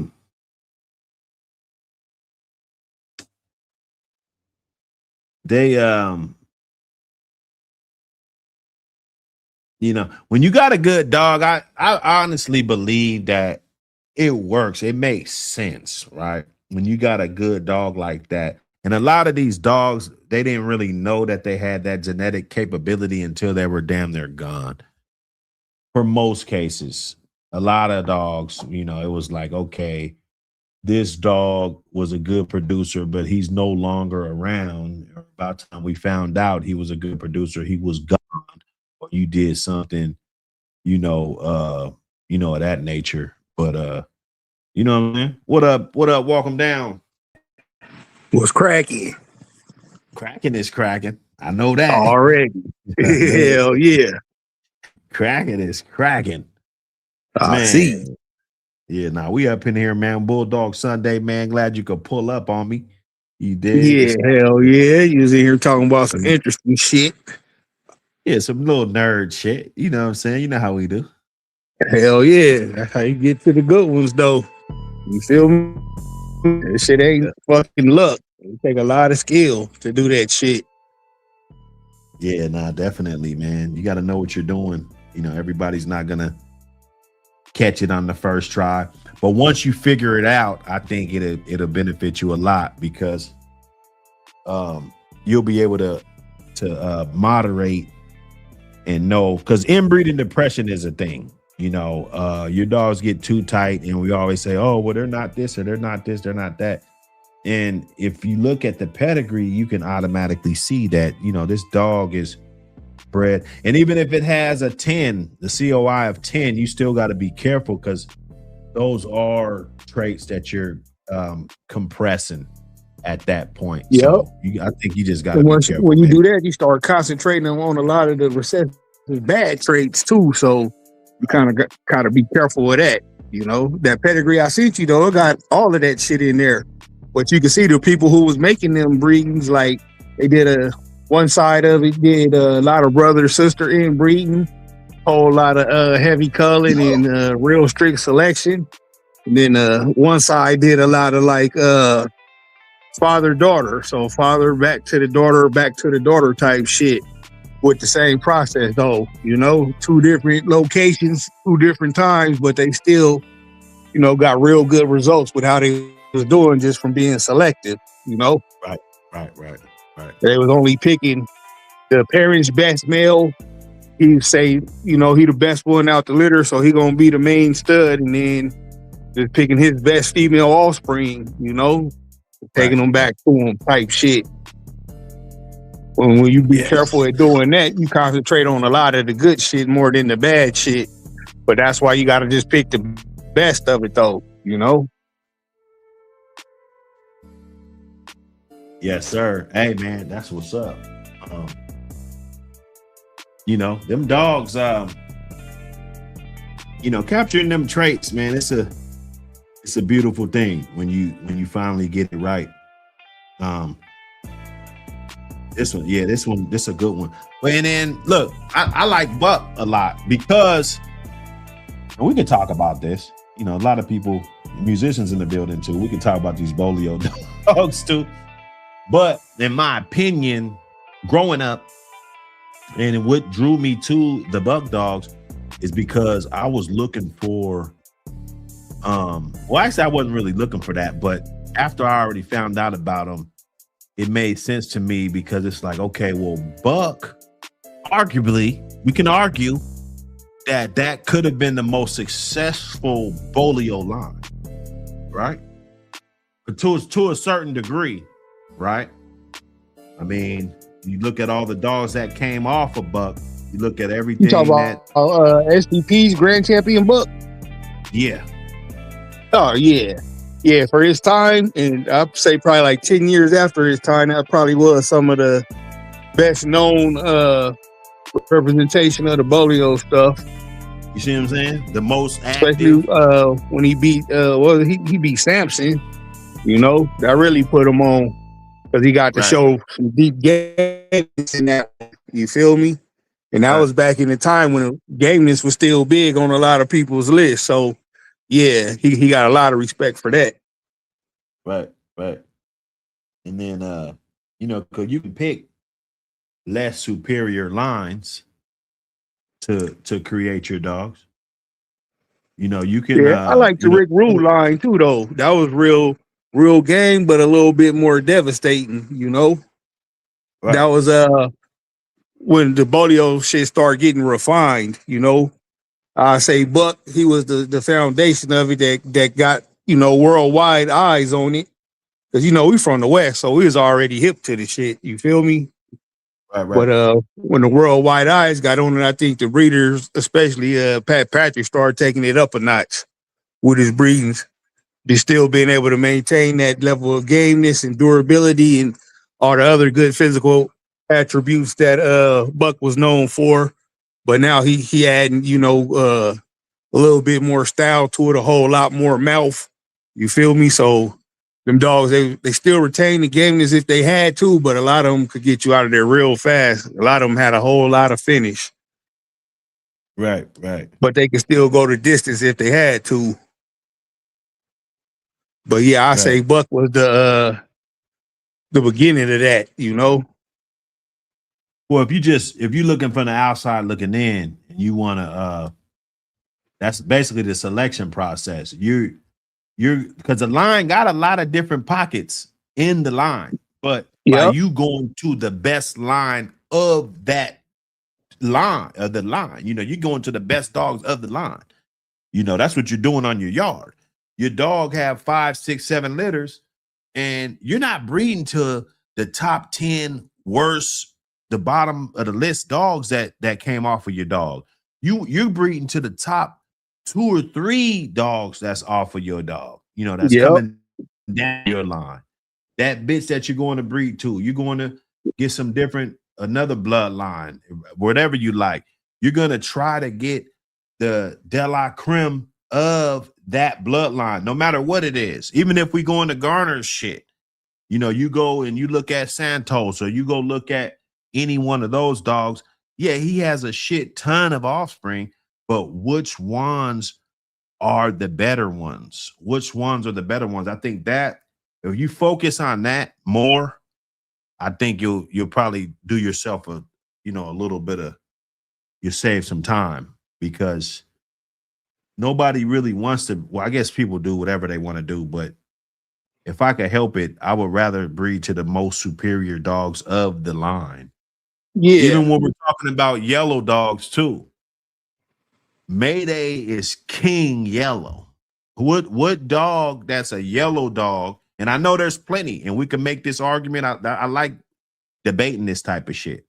But what dog out of the Mayday line is better than Mayday? As far as legacy and everything that comes along with it, right? The only one I could even say would be close would be Liu Kang, you know, because his route was hard. I'm talking about off yellow. Oh, straight off of yellow? Y'all, yeah, straight off of yellow. So then we got to say off of Mayday, right? Because you got to track it down. It's like a goose hunt. You know, we trying to track this shit down. So we like the yellow dogs. You don't just go get any yellow dog. Like a lot of dudes say, oh, I just looking for a Jeep dog. You know, that's the wrong thing to do. The best thing to do is to find out. And if it takes you forever to find out, then hey, you know, some things are the significant things, they take time, you know. So what my ideology would be is to try to find the best dog of the Jeep line and not just any old Jeep dog. That's my thing. And I don't know who's the king of the Jeep dogs right now. You know, what dog is there was a dog, Pitt Island had that Thor stuff, that Thor blood, you know, all that Red Devil and all that stuff. You know, it get around, and you know, everything, you hear this and you see these dogs with your own eyes, you see all this stuff. There was a time, there was a dog named Rocco the Don that, in my opinion, my humble opinion, and a lot of other people's opinion, they, at that time when that dog was alive, producing and breeding, he was producing at a higher clip than any other dog of that line of dogs, right? So, Yeah. so for me, I wouldn't give a fuck if it says Pitt Island on it, or Thug, or Thor, or whatever, because I'm always going to be leaning toward this dog over here, because we can look at his resume and the X amount of dogs that he's produced and this many breedings and whatever, you know, if it makes sense in that regard, you know what I'm saying? Because a lot of them dogs, they already suffering from genetic depression. They heavy inbred, you know, that was they job to fucking breed back to your sister or your mama or your auntie, you know. Yeah. That's Now I get when people do that, you know, because that's a good way to keep the traits locked in, but you got to be real selective when you start doing that, bro. right. You know, you got to make sure the dogs you selected from that live up to the dogs that you basing your, you know, blood off of, be it Jeep, Yellow, Mayday, whatever. You want them dogs to be the best representation of them dogs. And that's when you start seeing a lot of the bullshit start to pop out, when dogs get popular and people, y'all might go buy a pair from you and then just fucking, they get old enough and start breeding them just because the money is good on them, you know. Right. But in doing that, though, you know, you fucking up the breeding. You're not taking them right. You feel me? You know, the two you might have been the ones that you shouldn't breed at all, no matter to who, because they might, you know, be representatives of all the bad traits in the dogs, you know. Right. So yeah, you see a lot of that, especially with the yellow dogs, you know. Yeah, totally, man. Let me see. Red Devil. But they was kind of almost did the Boomer shit like that with all them repeats, the Boomer, the Millie. Because people start getting in, reading them just to breed because they was going, you know. And they was putting out good dogs. So people just start, I'm going to just, you know, they might have got to go over and just start breeding it and not checking the shit they breeding it to. There's just a lot of ways you could fuck up, you know. In one fucking breeding, you could fuck up 30 years of a man's work if you just fucking around and being all willy-nilly with breeding. Right. What up, musician? What up, Dirk? Locking in. What up, word list? Yeah, well, I think this will help a lot of people out, because they're gonna understand that it's not as easy as just breeding them together and just tightening up and, you know, everybody. But that's what a lot of people want to do. You know, I'm literally saying like, oh, I got this puppy and I need one of those to breed back to her. You know, before you're knowing anything about the traits, that will probably get you into a hole, because it's probably not going to work out exactly how you planned it. So when you plan things like that, that might not work out. That's just my thing. It's just a disclaimer. It might not work out, you know. Yep. That shit might be trash. But again, too, this another point is that's why it's good to keep them all in-house when you first start out your breedings, because you want to see what's going to work, and you don't want the ones, you know, who would fit your breeding program and your ideas of what you want to do way fucking 4-5 states away, and it's going to be hard as fuck to get back to it because you done sold it. So, you know, if you're going to be a breeder, you're going to have the space, the time, the wherewithal, the money to feed everything, and keep everything you breed, you know, for the first couple of generations at least, before you even start trying to sell them to the public. You want to get them refined and honed in, or you gonna just be one of them dudes who fucking sell curves. And even if you ain't selling a bunch of curves, all it takes is one curve in the right motherfucker hands, and all you do is produce curves. You feel me? No, definitely. They'll never let you live that. Fuck no. You could breed one cur your whole career. But if it's a famous cur, you're gonna be known as the cur master. You can have 99 fucking bulldogs in a row, but that fucking cur gonna make you fucking defeated. Just because you didn't want to wait and hold on and just be patient. Yeah, nah, you're right. You're right. That's how, that's how it was done. Gotta know what you're breeding, man. Yeah. You gotta know what you're getting, dogs, And it ain't no excuse, man. People just breeding, and then, oh, this is more brood dogs, these more brood. No, you're not paying attention to COI. You're not paying attention to genetics. You're not paying attention. That's what it is. You're not paying attention to none of that. Multiple generations, 5, 10 generations, and let's just say if it was back in the day, you got 5 generations of no match dogs. You know what I'm saying? Like, what are you preserving? Yep. What are you preserving? You got 5 generations of no match dogs? You're selling me a dream? You telling me that because this dog didn't work out, you're telling me that I gotta breed him in order for it to work out. Or you have to outcross it. Come on now. Exactly.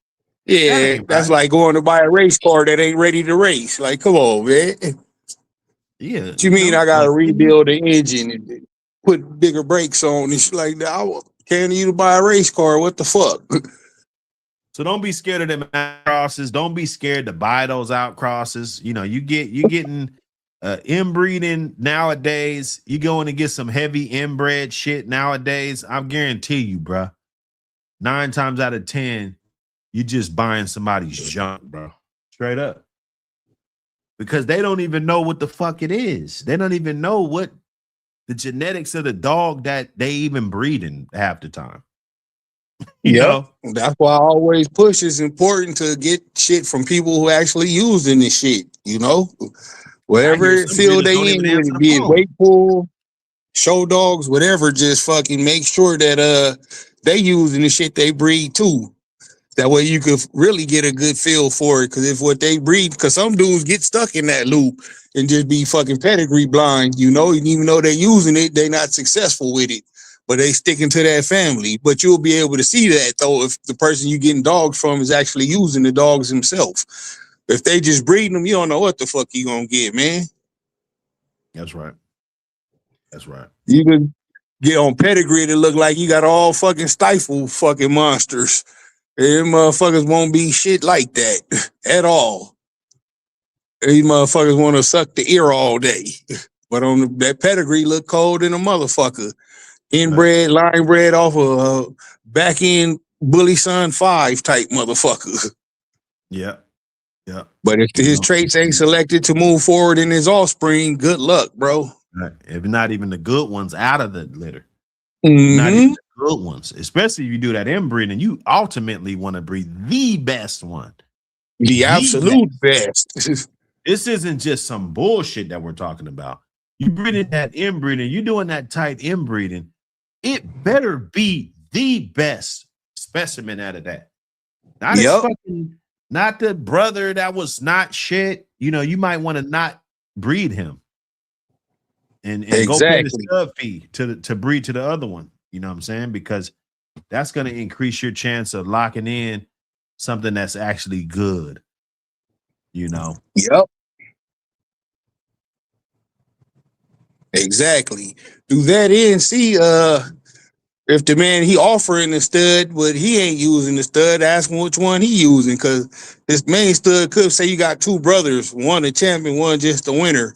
Everybody want to breed to the champ, but the fucking the one timer is fucking Dr. Dre on the production board. You feel me?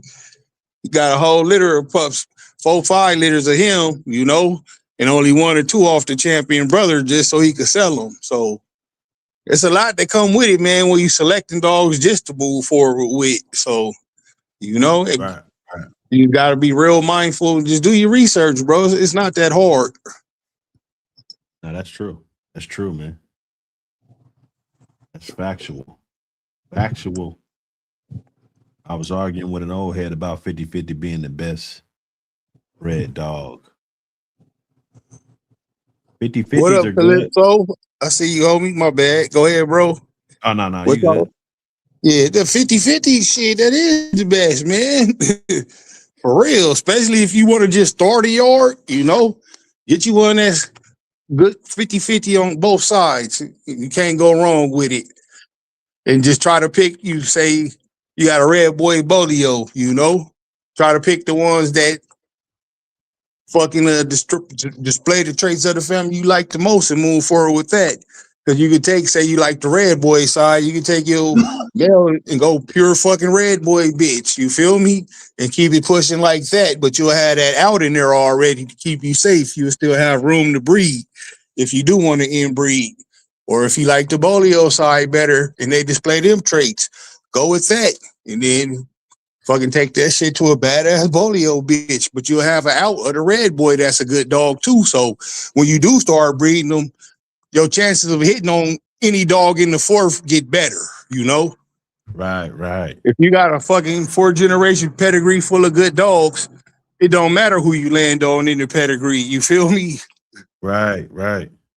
But you want to be mindful of many dogs in the pedigree as you can. So you could know, like that G-code male I got, he hit off the Hobbs Tuffy in his pedigree, but his daddy was like that. You feel me? But his brothers and sisters all, you know, go to the R gang way. But Hobbs Tuffy ain't a bad dog to land on in your pedigree if you're gonna be fucking displaying them traits and shit. Now that bitch went 420 with Bill Lee's Jap.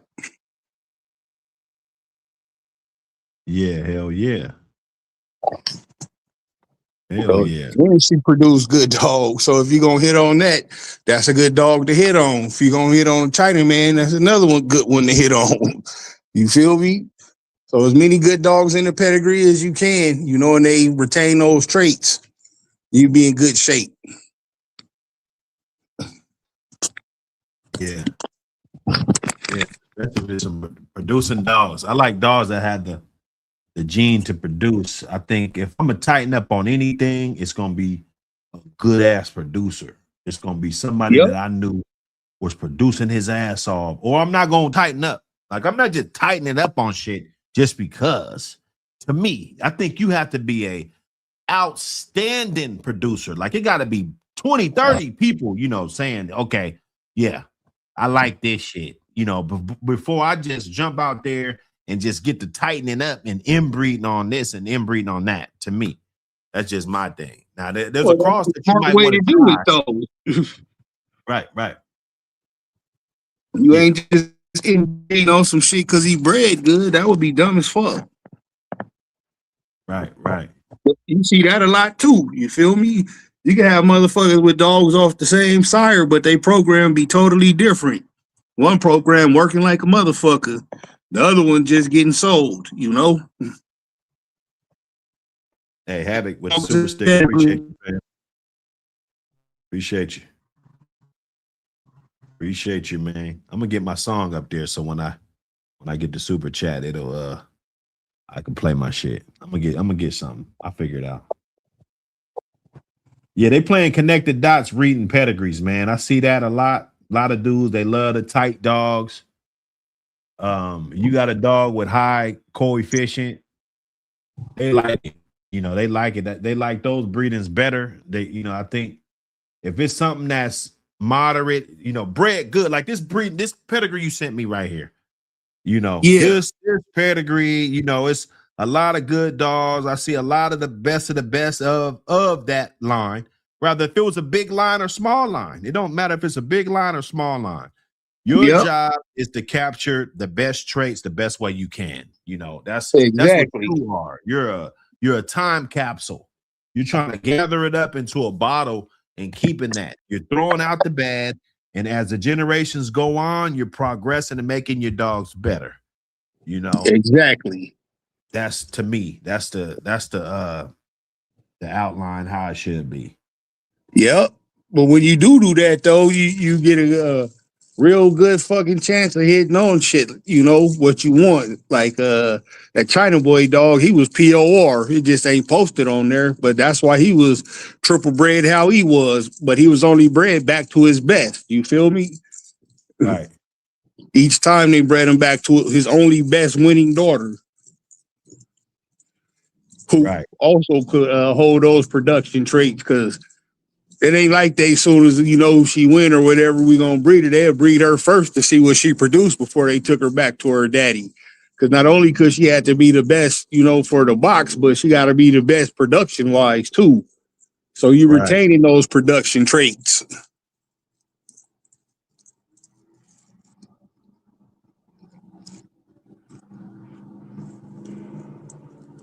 You able to hit on the producer. So when you do that, you start getting a lot of good genetic markers that you could kind of follow, and kind of keep your eye on in the offspring.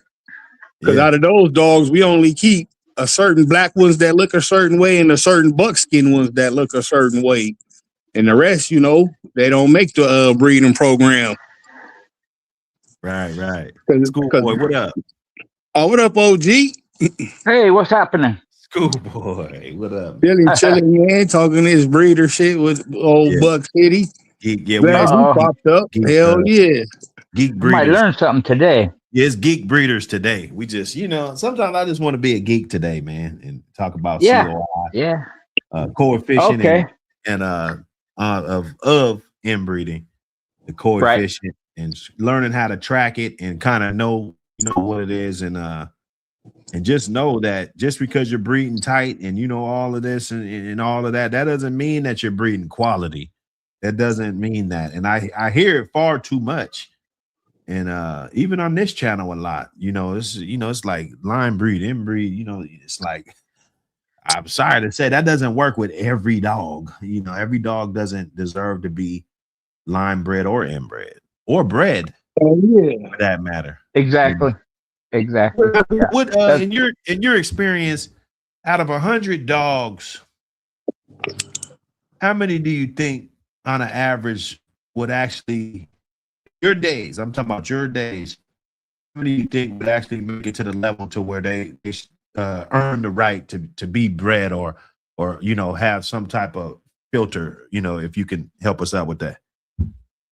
Yeah, well, I would say the most successful breeders, and that has to be done with a lot of research, following their dogs, following the breeders and all that. If you ain't using 50% of your stock, then you need to up your game. Right. You got to at least have that much, because to keep your line going, right? It could be, you could have 10 dogs and 5 of them got to be brood stock. But for me, that brood stock, it was the same dogs I was using in competition. Right. And that's where my interpretation of successful breeding and the COI thing, that's where they kind of meet. Right. The COI, from my understanding, is the DNA part of the breeding, recognize, but the traits that are passed on genetically from individual to offspring, like that, and down the line. Right. And now, if there's a scientific formula where you could extract the DNA of a dog and then see which ones have the highest percentage of the DNA that you want from an individual, I'm not aware of it, but there could be one. I don't know how they work those numbers. But in the real world, like that. Okay. I haven't seen no direct panels, but I would gather that they probably could tally it and some see, type of way. Right. Yeah, I'm sure. But again, for me, it has to be based on performance. It has to be based on a breeder's preference at what he considers, you have to have standards. So what do you consider, which animals do you consider follow your standards of breeding? Now, it has to be performance, has to be structure, has to be temperament, behavior, has to be health and immune system, all these stuff that I've talked about over and over. All that has to be part of your breeding program. So you have to establish a foundation first. Those foundation dogs have to be what you consider, this is my family of dogs. This is what I want my stuff to look like, act like, perform like. So I'm not a scientist, but I know what I like. I know what I want. And through the years, you learn how to get that by breeding the individuals that retain the traits that you like and are able to pass them on to their offspring. Because then those offspring will have those traits and they'll be able to pass them on too. It has to be generational like that. If you're not doing that, then that's why people say, well, it's hit and miss, and you can't really. There's no way to tell. It's a gamble. It's a crapshoot. No, I've talked about that on your show before. It can't be a crapshoot. You have to accept that not all the breedings are going to work, not all the individuals are going to work, but a good percentage of them should. Because that way of talking and that way of thinking, from my experience, pit bulls is the only industry that does that. There's no other industry, not even in horse racing. They expect results. They expect something for the money they put in, for the time they put in, for the experience that they have, and the expertise they have. Now, again, what do you consider excellent results? 50%, that's at least a baseline, because you're going to have some breedings that don't work, or you might have one or two dogs that are quality, but that's not a good percentage of me. So for me, I go with the 50% at least. And if you do that repeatedly, then you have success. You just accept the ones that don't work out and you call them out of your breeding program. You don't breed them, and By keep doing moving that forward too, though, like that. 50% to go up to 62.5 and then 70 and 70. Like the more Yeah. you do it, your fucking odds get up there. So They should. yeah, Like I when said, you hone in on if they don't, you ain't doing something right. Yeah. And again, you have to accept with those when you start to get those higher percentage, once in a while, you're gonna have a whole litter that ain't worth shit. You just dump it. Okay, that didn't work. Get rid of it. Don't keep it because of the way they're bred, and don't keep it because their parents were great producers. If they ain't, then you're breaking your line right there. You're stopping your forward progress. Selling stepped on dope. Yep. You want the pure shit, The fish scale. Well, she's not shit. She Yeah. obviously got the bad traits from the whole gumbo. You know what I'm saying? So yeah. at that point, Because she's telling you that not to breed her, but you're just ignoring the whole shit. Right. Because I've said this too. We're Mother Nature. We make the decision. In nature, they're going to weed themselves out. Yep. They're going to die off. They're going to get killed. They're going to be weak. They're going to die of starvation. They're going to have illness, sickness, whatever. So they're going to be weeded out just naturally. That's what we have to do. And when you don't do that, now you're inviting problems that are fucking hard to get rid of. But easy as fuck reason, to get, though. Yeah. You want to retain. Yeah, exactly. Because they don't go away. They stay in there. That's like nature slapping you in the face. You dummy. What'd you do that for? I had some Heinzel dogs that was like that, man. I swear to God, they only produced the bad shit. Right. They reproduced it. Like, they was average as fuck, but they was game. So it was like, fuck it, we use it for the outcrossing. This shit made them worse, except for the one with the bullshit blood. Them was great dogs, but everything else, Yeah. I'm talking about shit off of Shumway, man. Like, god damn. Yeah. Well, that's that purity. You know, Yep.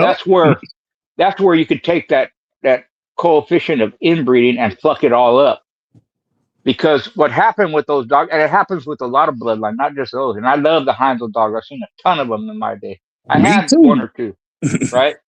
But what happened is because of people not keeping up the standards that Howard Heinzel himself had, right? Now you have these dogs with degenerative heart failure, with blindness, with missing a kidney, being born with one kidney. They start to deteriorate because they were being inbred so much that they lost all vitality, all vigor, all, you know, and they started to have physical and mental deficiencies. Hell yeah. You ain't never lied, man. Cause them motherfuckers, boy, God, they couldn't even wrestle. You know, Heinzel dogs were known for, at least they couldn't do shit, they could wrestle. Yeah. Yeah. And their health started to deteriorate along with their athleticism. And one of the main reasons is because people, not only did they not breed like Heinzel did, but they didn't feed the way he did.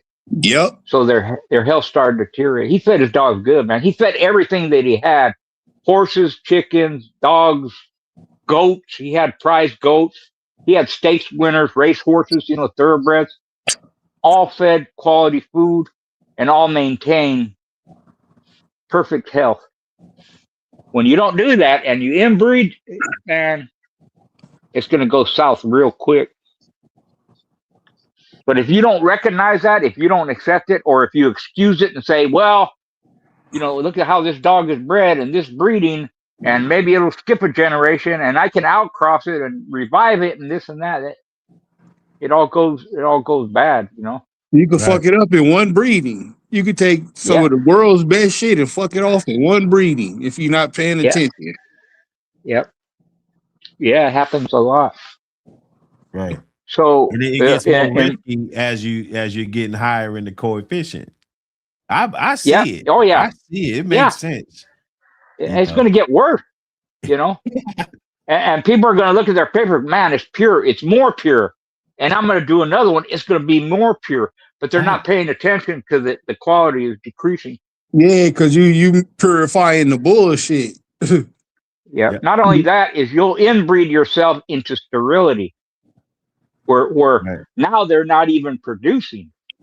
Right. Hell yeah. Small litter. They won't even throw. Litter. They won't even throw pup. Yep.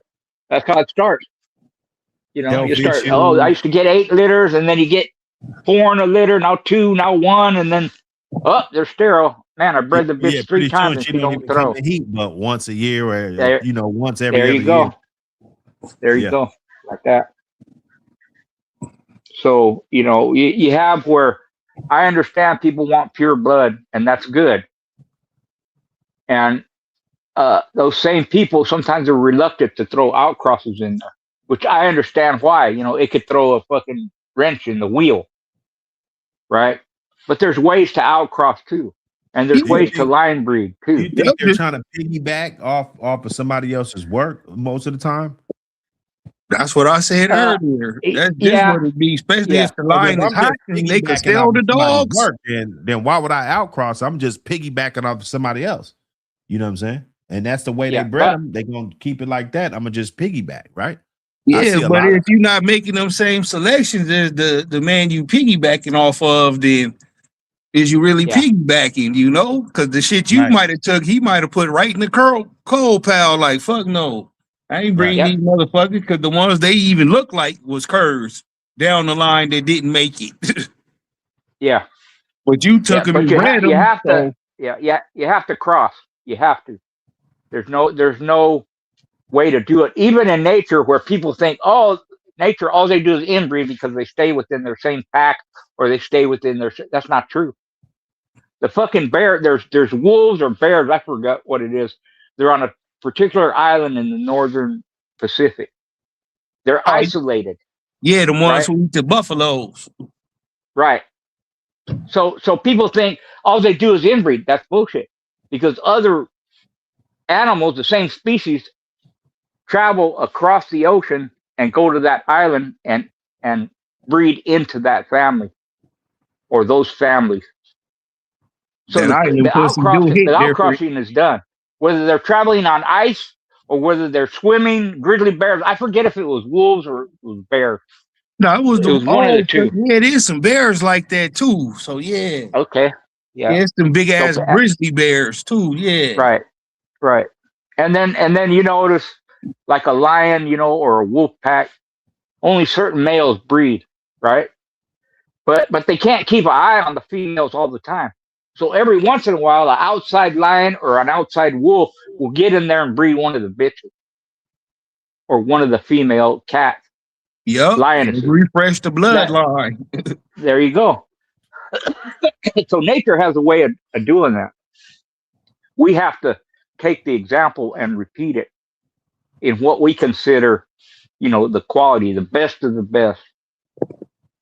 And people sometimes they take those exceptions and they try to make them the rule. Oh, this old gnarly, ugly, crooked bitch, he threw the best fucking dog like that. Okay, that happens and that's true. Well, that's but you're not gonna. Yeah, you're not gonna take every bitch that looks like her, all gnarly and crooked and cowhocked and bowlegged and breed her, hoping that it's gonna throw the same as her, because it's not. It's an exception. Yep. And you can utilize it. Just like you can utilize a cold dog if you want to. I'm against it. I would never do it. But you can do that. But if you get into every time you have a cold bitch because that one produced and you breed them, you're fucking your shit up. Huh? Right. It's an exception. Yeah. You're concentrating on the cold dogs at that point. Yeah. Yeah. There's nobody I know that ever said, I'm proud to have a yard full of cold dogs and curves. They're my best producers. No. They give you an example and say this cold bitch produced champions or whatever. That's one bitch, one time, one litter, like that, man. There's several of those, but you don't hear about them. They're an exception, and they are great producers. But it's just one time, man. It's not. Don't make that where you think you got a handle on something, or you think I got a secret or make the exception the rule. You're going to screw up 1 or 2 generations down the road. Exactly. Well, back to the point you was making earlier on outcrossing, you could make a pure outcross as long as your outcross display those same traits as you got. So if you got like a good ass head dog, you can breed to a whole nother family of good ass head dogs who down the line produce more good head dogs than not. You feel me? Because even though the individuals aren't related, the traits they have, they share the same trait. Yep. So all that is you have a better chance of getting those traits if you breed 2 individuals that are not related that have them. Yep. That's all it is, right? And by going with that, well, then you got the same stuff you had before, but you're bringing in fresh blood. Yeah, but you get to retain those traits you like, That's right. That's right. And, that's one way of doing it. The way most people do it, look at outcrossing is, I'm lacking something, so I want to get something that has what I don't have, and they throw it in there. You can do that too. But you have to understand that your percentages are going to go down in this respect. Some of the pups are gonna have the traits of the sire, and some are going to have the traits of the dam, which they're different traits, and then some will have the traits of both. That's what you're trying to get. So your percentage is going to drop down a little bit. You want to breed to the one that has both traits because that's why you made that type of outcross for. It was lacking something. The other way, my way, is if you have the same traits, then you have a higher percentage of getting those same individuals that share the same trait. So in your breeding, you don't want to try. You don't want. Hopefully, you don't get to the point where you lost something. That's something you never want to lose. You want to retain your traits as you go along, forever and always, and you want to improve on them. So you have to think about getting to the next level. Okay, I got These dogs all display the traits that I like. How do I improve on them? So you want higher percentages in your litters first. Then you want them a little faster, a little stronger, a little harder mouth, a little smarter, right? Tougher A skin, denser bone, eh, just whatever it like is you that, think you like that. lacking. Right. It's incremental, you know, Right. and that's the. But if you want, you know, if you're looking for big, broad improvement, those are freaks of nature, and they just happen because they happen. So, you know, let's just talk about mouth because everybody likes mouth. Let's say the average of your dog's mouth, your whole family dog is 5. You want to get them to a 6. Once you get them to a 6, you want to try and get them to a 7 or a 7.5. And over generations, you can improve on that. The only way to improve on that is to breed to the dogs that have the hardest mouth. But also, the family was known for having that and reproducing it. You know. That's first and foremost. Yep. Right. Because you could bring you to don't a want freak of an nature and try to anomaly. bank on it, but good luck. You don't want an anomaly, you know what I'm saying? Yeah. Right. Something that just pops up once every blue moon, because that don't do you no good when you go back to breed it, because you're gonna have to wait every blue moon. You know what I'm saying? Yeah. And the reason you have to do that is because you're expecting them to come out like that one. They're not going to come out like that one. So if he has a 10 mouth, but he throws 8 mouths, you're good. You're fucking golden. Yep. Because you have one dog that's special that has a 10 mouth, and you got a ton of them that have 8. And then you have some that have 6, some that have 5, like that. But I wouldn't breed to the 5 or the 6. I would breed to only the 8. Yep. Only the 8.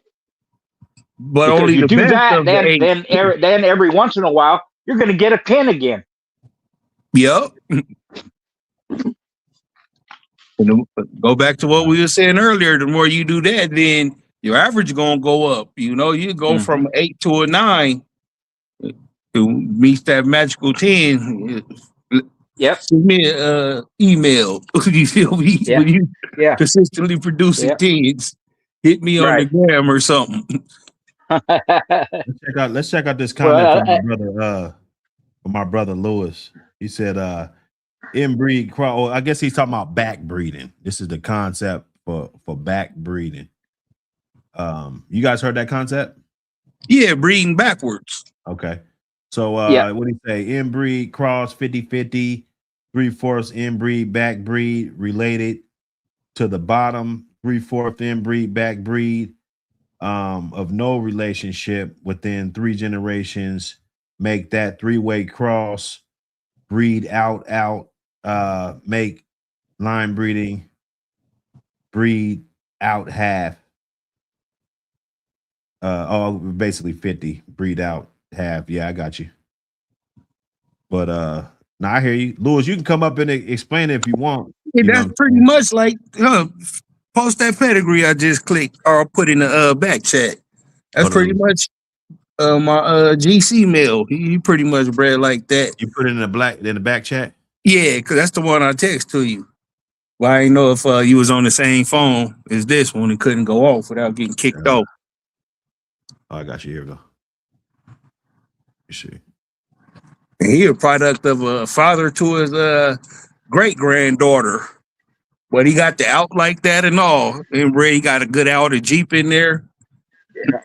Well, one of the things is you can bring, like you just mentioned, Ram, you can bring something from the past to the front. You know, like I never really inbred Big Red, but what I did one time was I bred him to his granddaughter.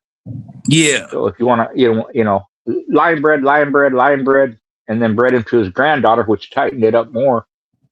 That's one of the ways of doing it. If you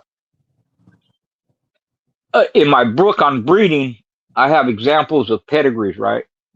Yeah. And I explain a lot of that. It's kind of what he mentioned there. Some of it, depending on which individual you get. So I have different famous dogs, different breedings, and then I go through the pedigree and explain what techniques they're using: inbreeding, line breeding, outcrossing, and then I pick the individuals that are related to each other.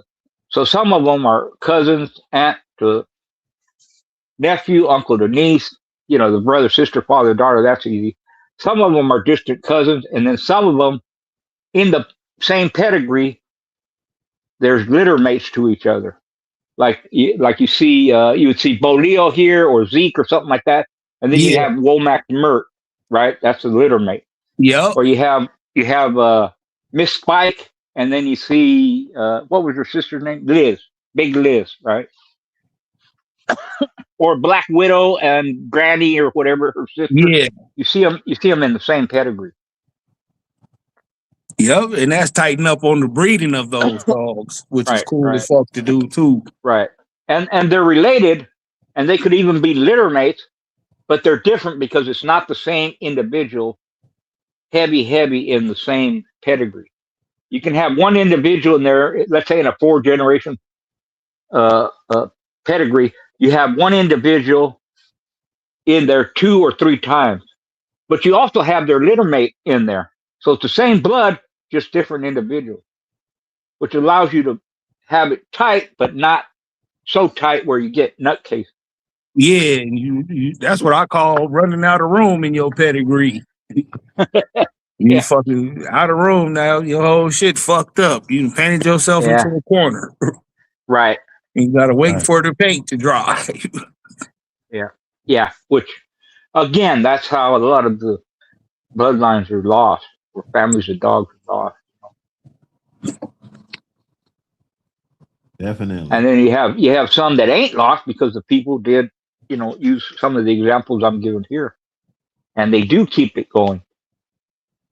But for me, in the past is the only way that I would check. I would know, the quality of the individual. You have to see them do something.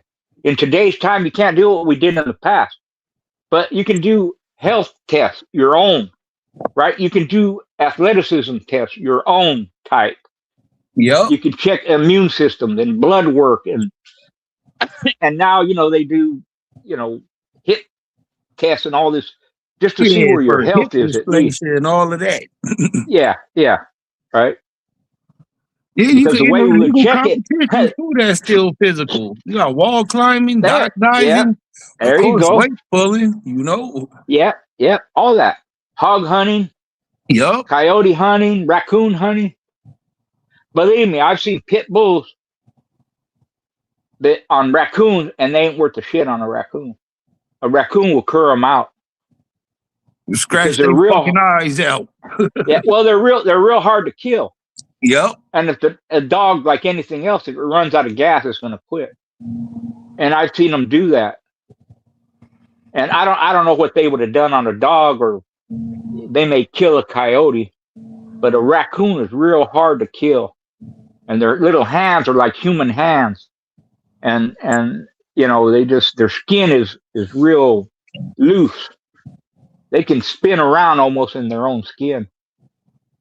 So if a dog doesn't know how to get a raccoon and kill it, it's going to be fighting for 10, 15, 20 minutes. They may run out of gas. And I've seen them do that and just fucking walk away, from a raccoon. Raccoon, huh? Yeah. Hell yeah. They gotta know how to hit them. They gotta know how to hit them. Now you see that J-War dog, the sire, and then you see him on the bottom in the 4th. J-War bred back to his littermate sister that produced that Shiva dog, and she was inbred on the breeding that made J-War, and then they bred her to that Cabo dog, and he heavy inbred on the top side of J-War pedigree, inbred on that China boy. But it also got a lot of the Happy Jack shit in there too, which is, the shit our gang up there on the second half of the top side.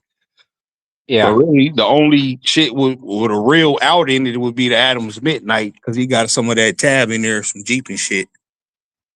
But it's, that's good though. That's some of that same shit we were just talking about. Yeah. But still able to retain the traits. Yeah. So if you're looking at pedigrees when you put them together, You want to see commonality, and not only that, you want to see if there's crosses in there. It's generally going to be something that has worked before with that particular bloodline, like with the Exactly. Jeep. The Yep. Jeep worked with Chinaman, it worked with Midnight Cop, like that. Exactly. Right. Because his bully son already in there through Honey Bunch. So Right. at that point, you just having a family reunion. Yeah. Yeah. Are you talking about Bridget? Is the Jeep stuff? Yep. Yeah. See, so Bridget to Shiloh, and then you have Shiloh again. You got Oh no, not and that Bridget. That's all inbred organ stuff. Hold on, let me go to the pedigree. Click on Adam's Midnight for me, Buck. If you still in here. Let me see. Oh, Adam's Midnight right here. Ooh, boy, that's tight. You trying to hurt somebody with all that Frisco. Oh, okay. Yeah. No, hold on. Go to the Go to the. Let me go back. That's the beginning right here. Adam's Midnight 2 or Lockhart. Hold on. There you go. There you go, Ram. Yeah, my bad. Fucking pressed the wrong shit. Go to that Kaboom dog in there. That's where that shit at. I ain't looked at this pad in so long. That'd be the downside too. Motherfucker just get so used to the shit, used to having good shit. That Cabo pad though. What dog you talking about? Adam's Queen's sire. Oh, I got you. There you go. Oh, that BMW Black Angel. Yeah. So that's where you starting to see some more of the lot of the Happy Jack shit in there too. When you click back on that. Where's that shit at, man? That shit kicked me off last time I tried to fucking go. Click Who on was it? Who the hell is Black Mary? She right off Frisco too. Yep. Interesting. Very interesting. Yeah, but that was all the good production shit though. You feel me? There was a lot of real heavy selection and real lot of careful breeding, man. Like a lot of them dudes wasn't just fucking breeding to breed. They was actually using that shit. You can find the other pedigrees, they all lit up and shit, you know. I just ain't real big on the attention seeking pedigrees, so I just put my shit up on some plain looking shit. Right. Yeah, I've seen our grain stuff that was real heavy bred on Happy on Midnight Jack. Midnight Yep, Cowboy. Midnight Cowboy. Yeah, Happy Jack. Yeah. All of them dogs. Yeah.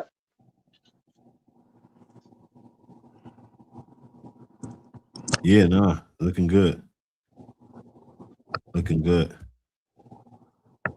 This I had I always keep a couple pads on my back load. I like to just pull them up while we chopping it up. Let me see. I think I had I think this is Hobbs Tuffy. Heavy bolio on that thing. Yeah, that's what I was saying earlier. You know, J-Bar hit on them type of traits. Real slick, real stylish, real athletic, real smooth, real smart, but his litter mates all took after the bully son shit for his looks and everything. Yeah, I think that Tuffy was that's the bitch that went 4 hours and 24 minutes. Yeah, with 424. Bill Lee's Jap back in the day. Yeah. And Jap was a 5-time winner. Yup. She's behind bullshit, the bottom side. Yup. It's all Heinzel stuff through Orby Copeland. But all the game representations of them dogs, I think that's why that shit stayed so game. All them bullshit dogs, bullshit alien, all them good ones they had sent down to Oklahoma. Yeah. Yeah. I just saw a female bred good, but you could tell that joint was tight, man. Sometimes the dog, man, they just be screaming like they tight. The bitch was only about 3 years old. That bitch, I swear, she looked about 7. Yeah, man, like you could just tell, that dog bred so damn tight. And look, you could probably take that and do something with it. But my thing is, if those traits weren't captured properly and you just grabbing it and just slapping it together because it's this or that, I think you Yeah, you might doing be in yourself a for a surprise. disservice at that point, bro. Yeah. You be in But for if a you little find a good surprise. representation of it that's tight inbred like that, man, back your bitches up to it as soon as you can. I'm telling you, Right, you'll be right. fucking whole lot better. Your program will take off.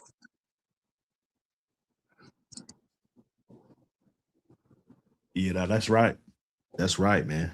That's right. Smash that like button, y'all. You know how we Because you do. could take some shit like that and then fucking just take the best offspring, say you got the bitch, just take her best son back to her.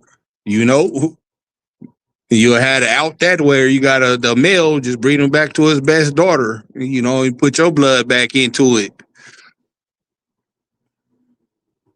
And still try to retain some of them traits. I like that Gunner blood a lot, man. That shit put a lot of good shit Yeah. into the game, physical Yeah. wise and fight wise. Man, them motherfuckers could squabble, boy. God damn. Yeah. Even the Yeah. fucking ones who wasn't the good ones could fucking fight like hell. Yeah. Yeah, I've seen a ton of them.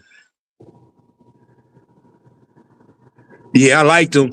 I had both. I had them both. Some down from straight from Steve, and some from the boys out of Oklahoma. And they was pretty much close to the same. I say the ones in Oklahoma, maybe because of the weather, had a whole lot of thicker skin. Because the one Steve had already came with the bulletproof vest, but that cold weather physically, like they had a fucking like a genetic change, so they could be able to survive coming from a warm climate to that cold. So after a couple generations, them motherfuckers was thick fur, boy, like damn near like a real bulldog, like an American bulldog, thick. Yeah. Hard as fuck to hurt them motherfuckers too, boy. Yeah. Yeah. Nah, man, look. We started from the bottom, now we here. But let's look at my little slideshow I got. Let's go back to it. What up, Eclectic? I see you, homie. Hey, hit my line, bro. I got a new phone and shit. Forgot to say your number. Hold up, man. This shit's acting stupid. Hell yeah, families are built over time. Shit. Yeah, our gang, they did have Ronnie Hyde blood too. Yep. Got a little bit of that. I really don't like it though. I like the Eli side better. Yeah. I really don't like that Carver side too much. I mean, they only because they come out real small now. You feel me? Ronnie didn't put enough outs back in there, so when they started inbreeding on that shit, and you say they ain't putting no outs and shit, them shits got real small. I don't like them that small. Yeah. Hey, eclectic divas. Was that Tony Z? That was the original owner of Bullshit. So I seen Bullshit. They rolled him at Dunleavy's house, and then he sold him to Dunleavy. And then Dunleavy's he used to have his dogs on his dad's property, and his dad passed away, so he had to get rid of all his dogs. So that's when I got, the stuff I got, the Jeep stuff. But Bullshit went to Steve Hendrick. Bullshit and Rowdy, the original Rowdy, Big Red Sire, went to Hendrick. If that's the same Tony Z, he's the one who owned Bullshit at the time. That's badass. Yeah. Let me see. You guys can throw your little input. I'm gonna just read the little guidelines of the little slideshow I had earlier. All right. Can throw a little dab or two in there, or we interject on each of them. But understanding COI, inbreeding, line breeding, and genetic strategy. That's we just understanding it. What is COI? COI equals coefficient of inbreeding measures how close related the parents are. So that's basically, you know, just a measurement. Just it's really no real template, but it is a tool that that can be used, and it definitely help you explain a lot of things and why some things ain't working for some of you guys. You know, because you're probably just creating the same type of average dogs. You know, the dogs are just producing what they're capable of producing, in my opinion. But you know, that's just me. Nah, that's the truth.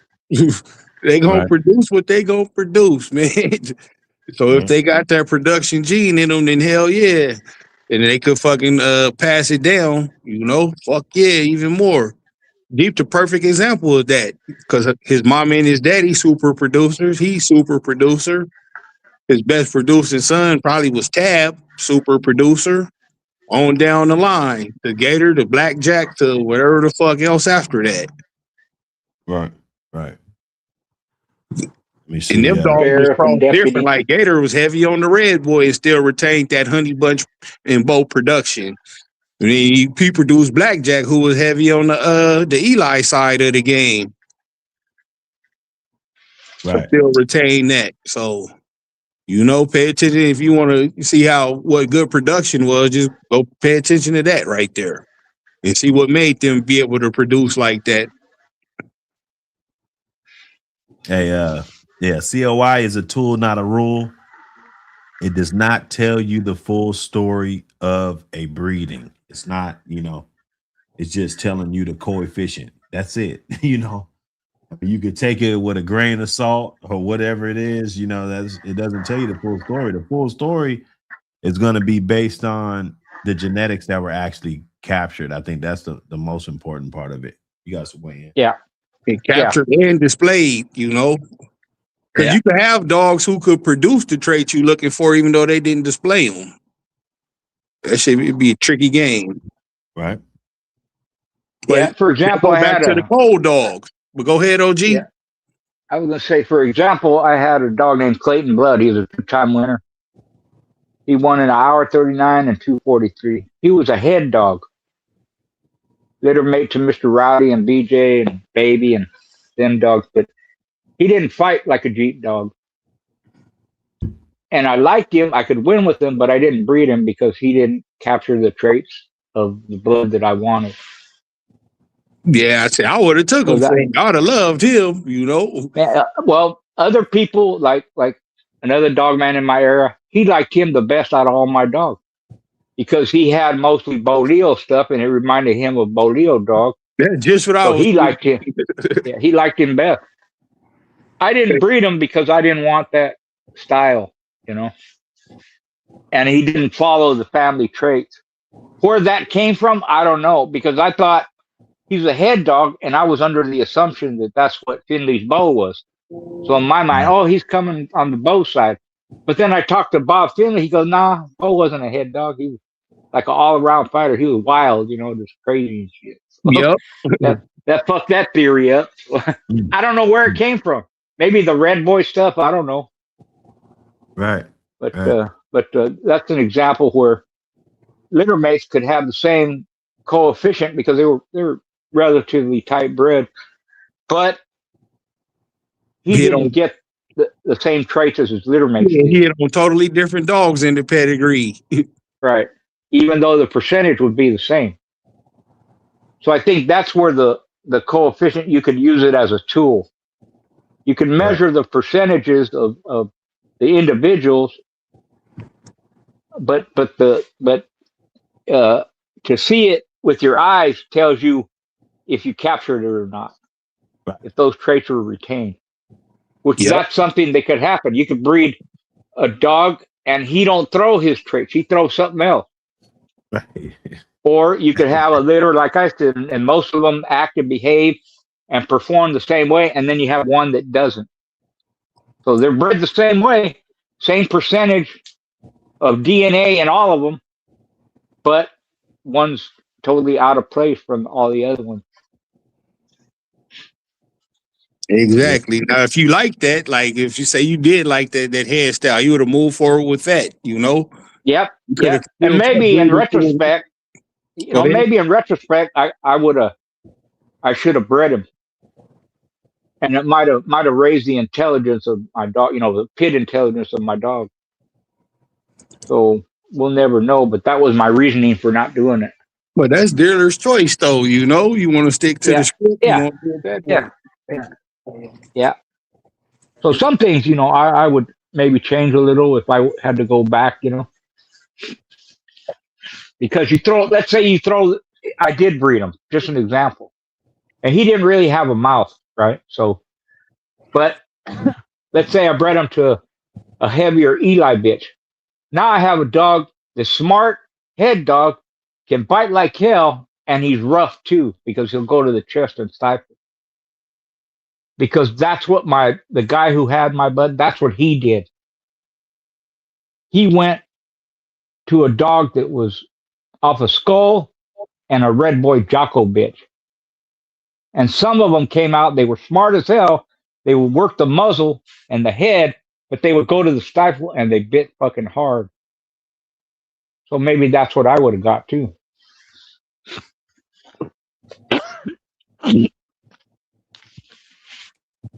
Okay. Low COI does not mean quality. You can outcross junk and still get junk. How about that, fellas? These are gangster facts right there. That's Yeah. why it all go back to being selective on what you putting in there, man. You Right. always want to, if you're going to cross it, fucking make sure that's the best representation of that family of dogs. Everything from how they look, physical to temperament to their style of combat, make sure that stick to the script of that family of dogs if that's what you're looking for. Because if not, you just going off the pedigree. You don't know what traits that outcross going to display.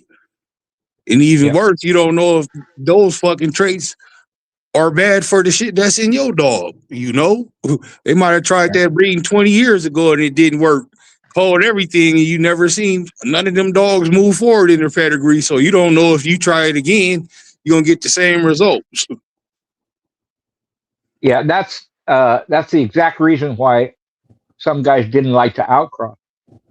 Because in the same respect that inbreeding can fuck your shit up, outcrossing can do the same thing. It could throw a wrench in there, and now your bloodline is fucked up. Just one breeding, but still wasted. Yep. Because you didn't get what you expected, you didn't get what you wanted, and you can't use these individuals. That's 2, maybe 3 years down the drain. Like fuck. Yep, like that. So that's why that was their reason. Guys like Heinzel and Sorrels and stuff, guys like that, and Bob Wallace and Hemphill and stuff, they didn't like outcrossing that much at all because it screwed their blood up. Right. So let me see. Which is why I prefer line breeding, because they're all related, some form or fashion, but they're not outcrossed all the way, and they're not inbred all the way. There crosses in there, like Ninja, Champion Ninja. He's Jeep on top, Eli on the bottom. Worked perfect. I had Jeep dogs. I had Eli in my Jeep dogs through Miss Rage. Yep. So now I put it in there with Ninja, who had Rascal, right? Specifically Rascal Jr., who's off a Honey Bunch. Jeep's off a Honey Bunch too. And my inbred Jeep female, the original cross was Jeep to a Rascal bitch, was to Rascal Jr.'s sister. Yep. So what you did was repeat that old rugged cross, basically that exactly. Diebold. Yep. Right. Not only repeat that, but I also introduced the same blood that was in the background, that back breeding that you talked about. Yep. Through Rascal Jr. That's the refresh button, because it's the same family, but he was bred to different bitches who gonna bring different traits. Right. Yep. And then with the Miss Rage, I had the Bully Son in there. And it's just been repeated. My protege, he added Skull, he added Bully Son, like that, and you just keep doing it, Right. And he threw some Red Boy Jocko in there, so the Jocko was different, but the Red Boy it's in my dogs anyway. But that little bit of Jocko though was keeping them from a lot of bad skin deficiencies, weak there teeth. You go. You know, just all the shit that you don't want. That Jocko cleaned it up. Right. Plus, it's going to add mouth. Yep. So, which is why, in my opinion, they made the Jocko Red Boy cross in the first place. You know, and they throw mouth. You have dogs that are known for being hard mouth, stifle dog, whatever it is. And then you have dogs that are known for gameness. Put them together. Hopefully you get hard mouth, athletic, you know, fucking game dogs. Stifle dogs. Yeah, that's, you know. That's why I like my Red Boy Jocko a little bit more leaning towards the Jocko phenotype. Yeah. Just because of that style. I always like that Jocko style, man. So yeah. My they know for being right. They know for being stifle dogs. So if you throw Bully Son or Eli Jr. or something, they're known for being stifle dogs. So you're not only, you know, throwing a cross in there, you're throwing a cross that has similar traits. If you have Jeep, or you have Eli, or you have Bully Son, or you have Eli Jr., Nickerino. Yep. Jeep dogs go to the stifle too. You know, that Jeep himself did.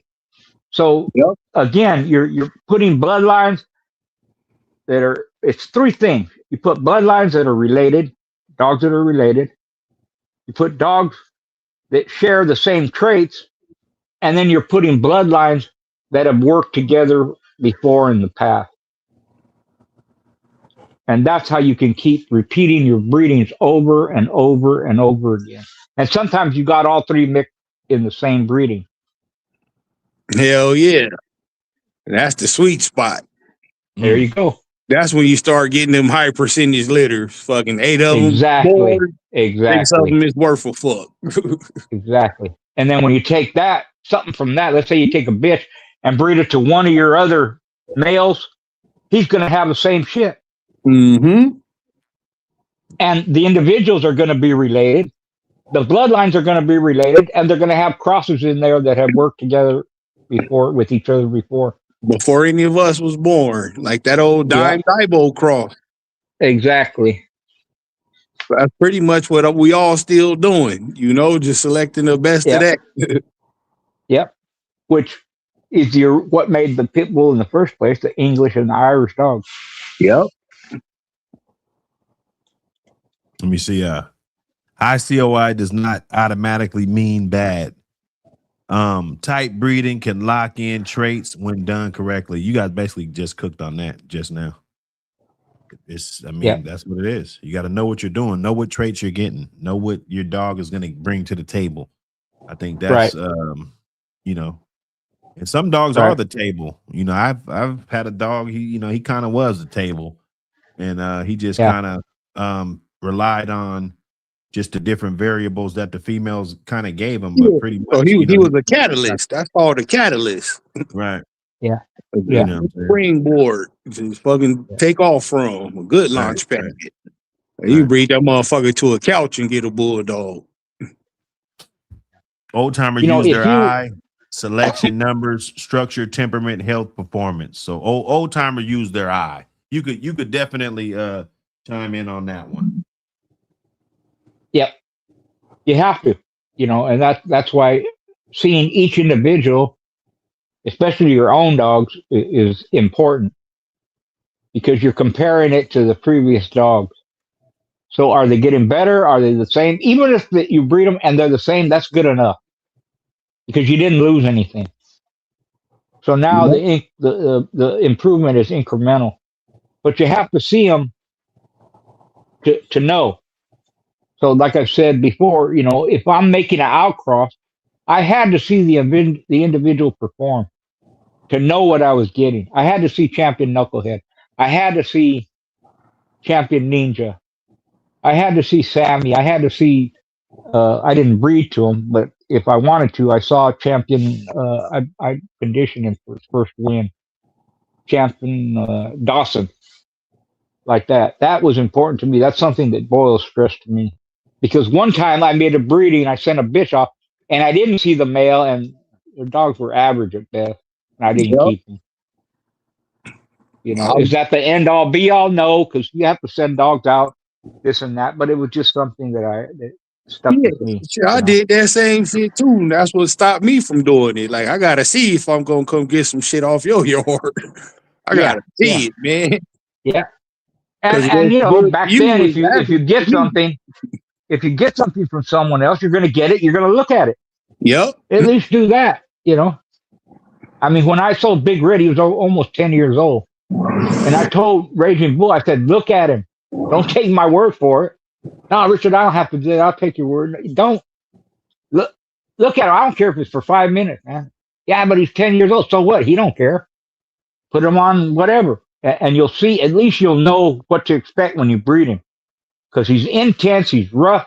He comes out the gate hard. It don't matter what the fuck you put in front of him. So that's what you should expect out of his children. Yep. And those are the ones you should breed if you want to keep those traits. If you want to mellow them out some, then don't breed every dog that's like that. Maybe you want to calm them down or something. But my dogs ain't calm. Yeah, I like a Right. wild dog, man, especially when I was campaigning. Because, I do the dog training and shit, but I wouldn't train. I would train them not to fuck the house up, but other than that, fuck no, be yourself, man. Be a wild man. Yeah. Shit. Yeah. They can be that way when they're competing, and then behave inside the house or in the car or with your kids. They don't have to be jumping all over your fucking kids and knocking them down. They mine didn't do that. So I had the best of both worlds. They were good with kids and they wouldn't hurt them, but you face them up and they're going to go. So when you talk about inbreeding, if you just look at it from a health point of view, if your dogs are in the peak of condition, in healthy, no flaws, no major nothing, no health issues, a good immune system, you can inbreed them for longer time, more inbreeding. You can make more inbreedings with them without getting a bunch of flaws, just on the health side of it. That's how the musician did with his red line of the shit. His black line got the Eli in there. So that's kind of helping him with the inbreed. But his red line ain't nothing in there but the red line. You feel me? And them motherfuckers is still producing, good, healthy litter. Well, what he can do is he probably has, but he can put the two together. Oh, yeah. He has. You have the red and the black, and there's some crosses in there, but there are also similarities. There's commonality. Ancestors are related. Yep. And he keeps, one line red and one line black, like that. I was checking out one of those peds. So you get the high COI, because I think they were like really close, like half brother and sister up in the front. Yeah. And then you got a bunch of stuff. But if you're looking at the bolio, the amount of bolio content, once it gets 5, 8, 10 generations back, that's it. It really doesn't have a major impact when it comes to COI. You know what I'm saying? Right. No, it doesn't. No matter how tight it is, like that's why it's good to use what he just said it in the chat. Same tree, different branches. Exactly. Yeah. Well, if you look it up, if you just Google it, it'll tell you. I forget if it's 8 or 10 generations back. At that point, those dogs have no significance in the current dogs that you have, right? And they mean that in a certain way, because if you capture the traits and you pass them on generation to generation, the traits themselves are passed on. Yep. Maybe not the individual itself, but that's kind of, now you're fucking with words, basically. Hopefully passed on. Yeah, because the traits is what, if you smart, that's what you want to capture is the traits. You feel me? So even though bolio might be 10 generations back, you still want, that fucking ace to the face, that representation of it. Yeah. Yeah, you should. And like I said, for me, I wouldn't keep them or expect them if they didn't carry the main stuff that I like. Yeah. I would not include it in my breeding program, and I had several like that. I match them, compete with them, but not good enough for breeding. It could be something is they don't scratch fast enough. They Yep. scratch slow, fucking walk over or something. I don't like it. You got the right That's to not just put me. that in your program, you Yeah. know? Yeah, yeah. Because to me, I'm gonna end up with some slow scratching dogs who eventually they won't scratch at all. Yeah. That's my way of thinking. Could be. It's just It's too. What you say? You're. You got your heart beating too much for no reason. Yeah. yeah. You slow motherfucker. Allegedly. I Allegedly, yeah. Your punk Yeah. ass took 8 seconds to get over there. What the fuck? You trying to give me a Yeah. heart attack, motherfucker? Yeah, yeah. Now, when he gets over there, he might kill him, which he did, but it's that fucking getting over there that bothered me, And that pickiness right Or- there, though, is why good breeders make good dogs, Because Yeah. even though you would compete with them, I ain't finna breed this motherfucker. I'll let you breed to him. You can breed to him all you want because he's not a bad dog. He just don't represent the family of dogs that I'm trying to put together. Right. They understand that COI without selection is dangerous. Been a motherfucker. Yeah. Yeah. I think that's what a lot of people are doing now because that's what they ask me a lot, what's a COI and this, that, or how you look Peds online, that one, and it has the percentages of each individual. Yeah. Right. So they're doing that, which that has its place. But if you don't see them perform in some way, then all that means nothing to me, anyways. Right. Because what are you basing your breedings off of? Behind percentages. So you're looking at the percentage in the dog instead of the actual genetics or the traits of the dog. Right. Because like I said, litter mates. One of them was a head dog. It's not in his blood to do that. So where did it come from? If I hadn't seen them perform, I wouldn't know that. I would have bred them because they're litter mates and I liked them. And then I might, it might fuck my shit up totally. Mm. So that's where that coefficient or any percentage that you're talking about, that's where it plays a role in the end result, the what it produced, what you can see with your own 2 eyes. Hell yeah. Right.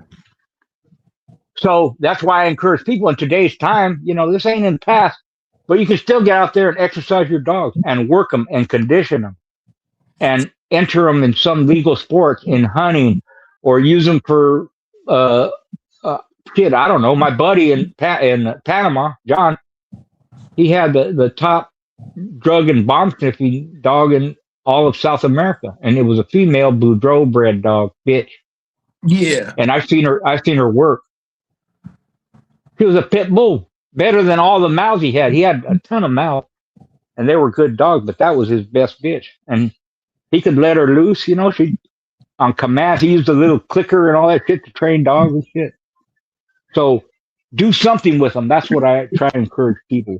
Or give them a reason to live. History, the Mink Man, he got a bulldog that's bred up. Yeah, he does. Yeah, Bindi. Bred. And that bitch fucking go right to work on them fucking rats. Yeah. And then he bred Bindi to what dog was it? I forgot. It's a famous dog. And that's the little black pup he has now. He's training. Yeah. He knows how to train dogs. He knows how to train animals. He's real good at it. As far as that goes. Bred fucking dog that ain't supposed to be able to even walk next to another animal. That bitch won't attack the other dogs when they out there hunting. That's what I mean. He knows what the hell he's doing, man. He's good at it. He's expert at it. And it's all selective voice too, commands and shit, though. He won't want that rugged and durable, smart. Yep. Yep. That's where I seen he had a video. That's where what I was talking about earlier, where I seen a pit bull on a raccoon fucking walk away, man. It got tired. Yep. So that was unacceptable for him. He hunts Get raccoons too. out of here. You can't be in my program.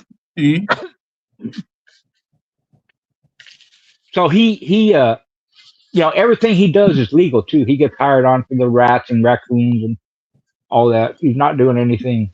He has all the proper paperwork and all that stuff, and he's real successful at it. But he can train the shit out of dogs, man, and mink. How do you train a mink? Well, he does it. It's a weasel. You know what I mean? A fucking weasel. Yeah, he got a mink named Boone that's cold in a motherfucker, boy. Yeah. That motherfucker get in there and gets down. Yeah. Then the mink, they hunt fish and fucking muskrats and all kinds of shit, Hell yeah. And he has other terriers too. He had a lurcher, a black one, I forgot her name.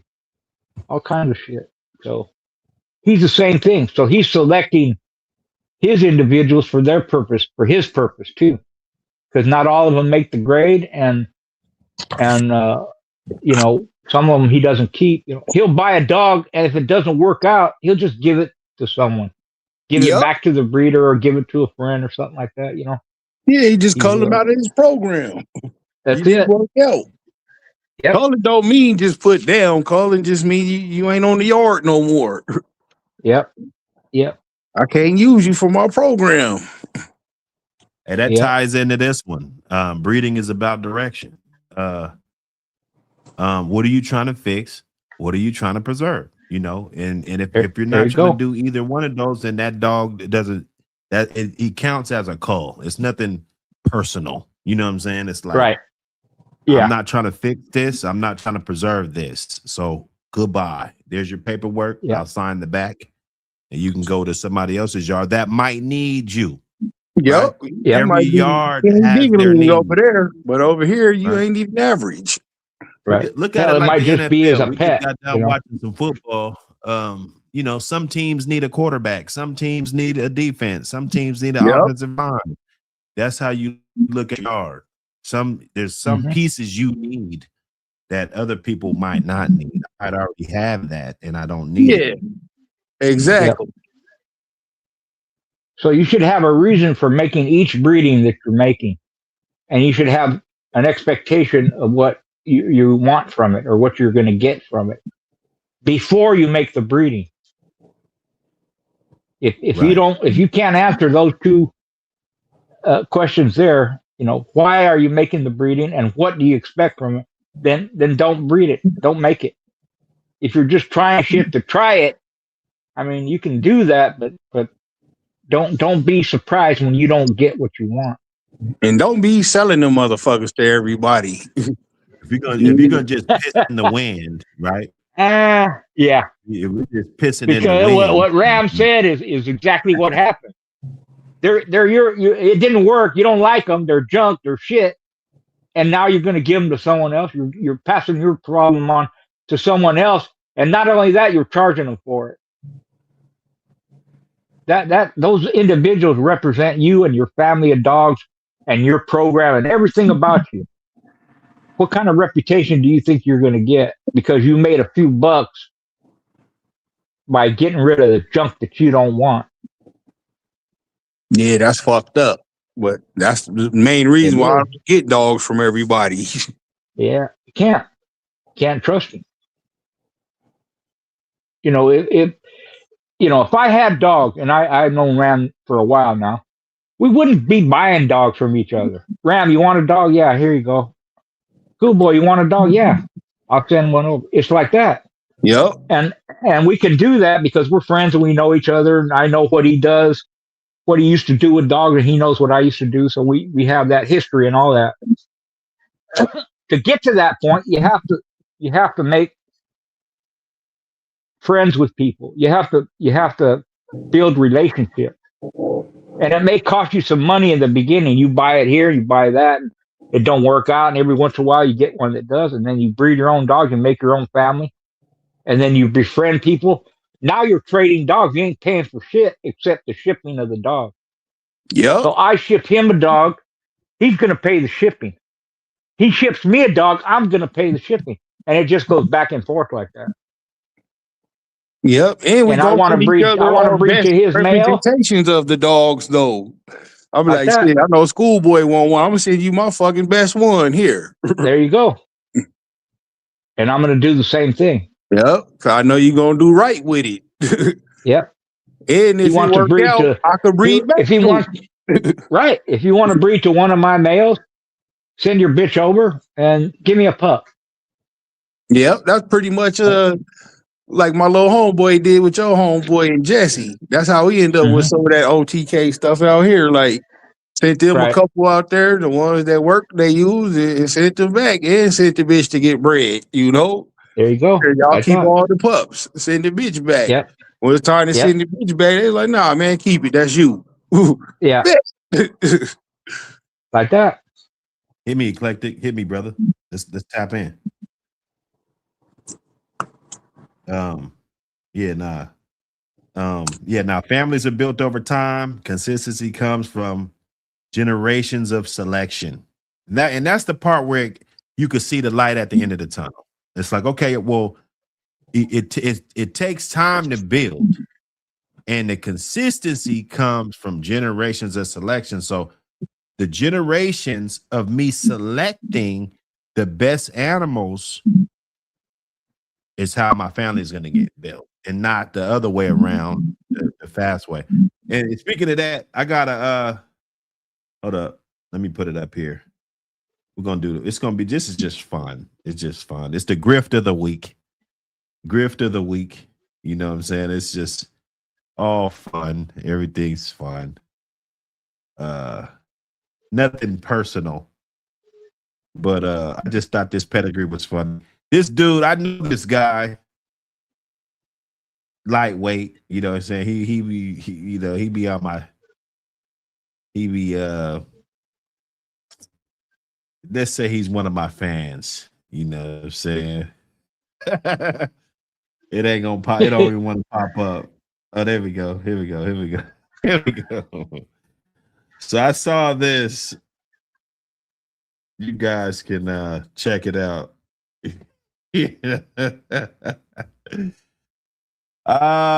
Okay. So Operation Griftola. You know, that's my new thing, you know, Operation Griftola. Because it'd be some grifted out here, man. It'd be some grifted. And what killed me, because he's like, some of you guys know who this is. This dude been trolling me, you know what I'm saying? It's just out of fun, though. I think the dog is bred very good, but I guess it's like 9 times or 5 times. I can't, it's too small for me to, matter of fact, let me enlarge it. Okay, there we go. So it's 68.75% black. These are the attributes of the dog. This is today's age. These are the attributes of the dog. You know what I'm saying? And you guys, I know you guys be on that Bulldog Thursday over there. You know, this is probably just hilarious for y'all. You know what I'm saying? Because it's hilarious for me, and I'm a square. So, so Black Mamba, 68%, 5 times Black Mamba, 4 times Malibu, 4 times Bailey, all in the first 4 generations.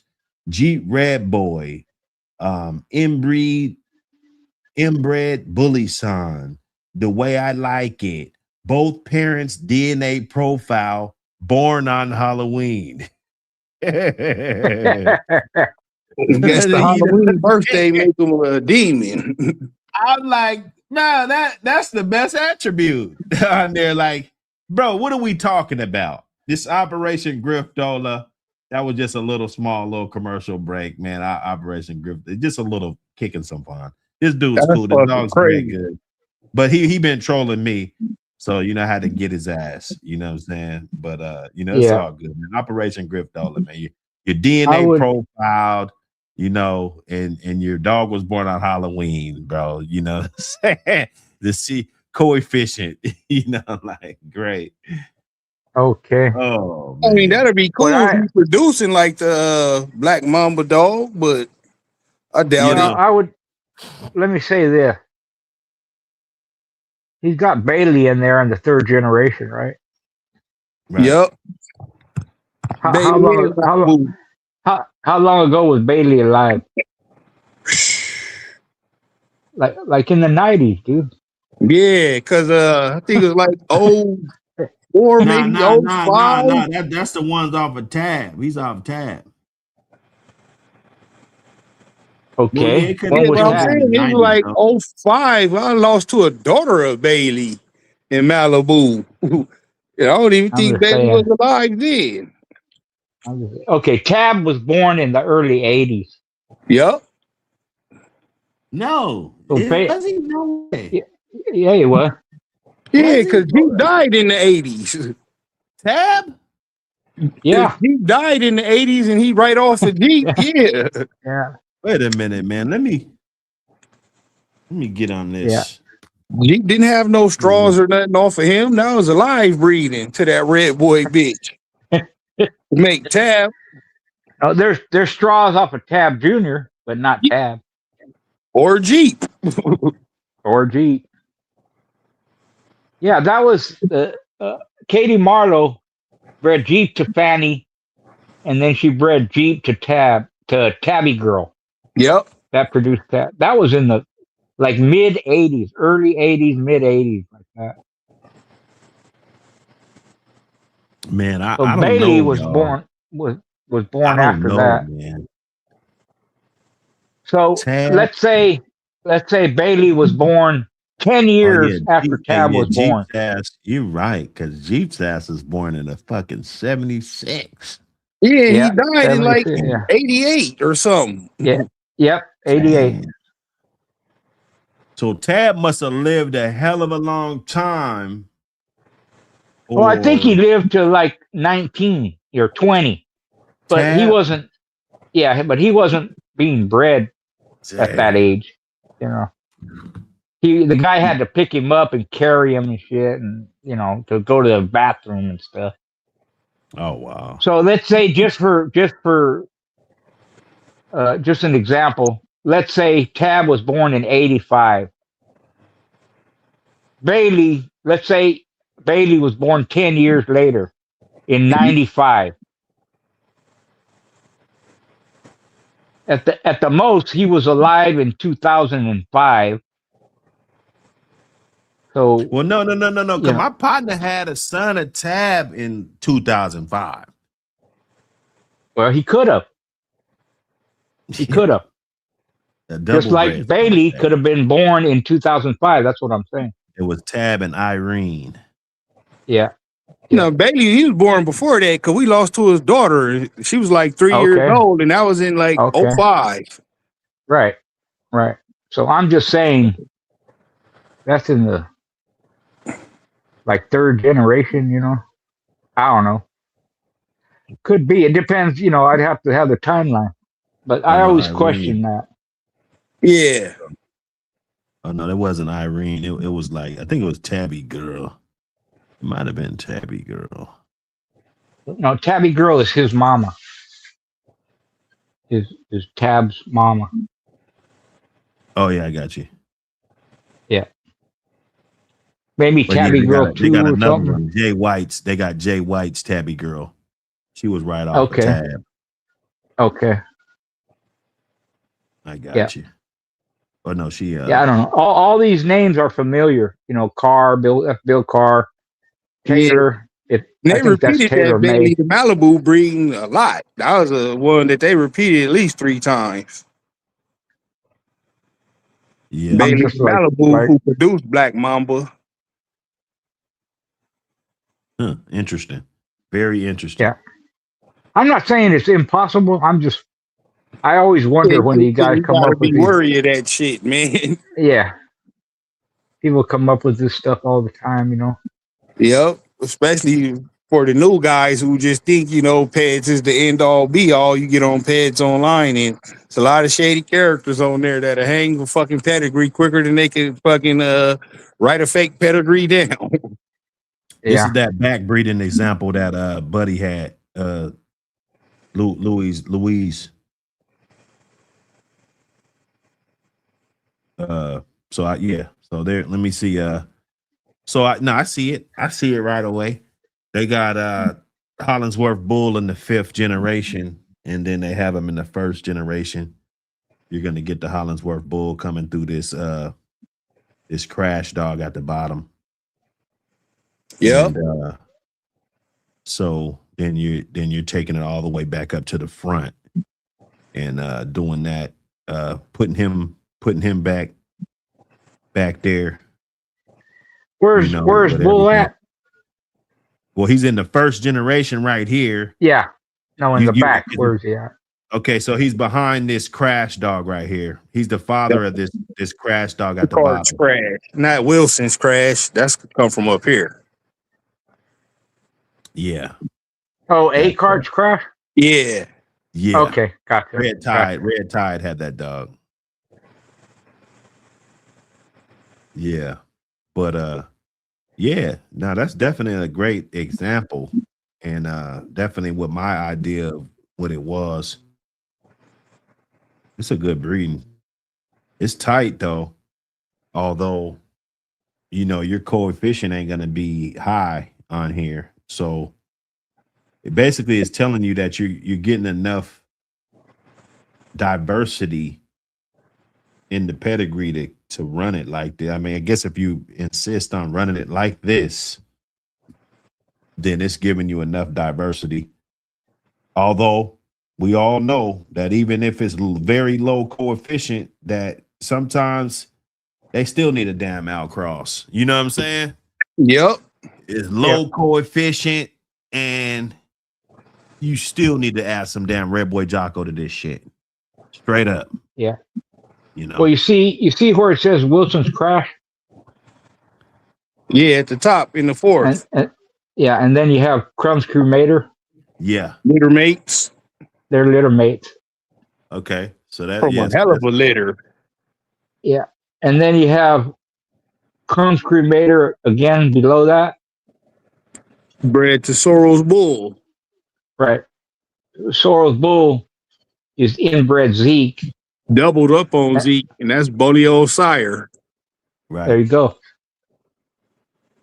Right. And then you have Tonka, who's off of red. You have Tonka, you have Bull Boy Bob, Red Baby, and Tonka all have Bolio influence in it, along with Anderson's Auburn. Right. Yep. So the one of the crosses would be Arizona Cole. Not crosses. I think he's a Bolio dog too. Click on And that so code, is dog. Buck. So is M&D's Pacer. Yeah, he's Bolio down. Yep. Yeah.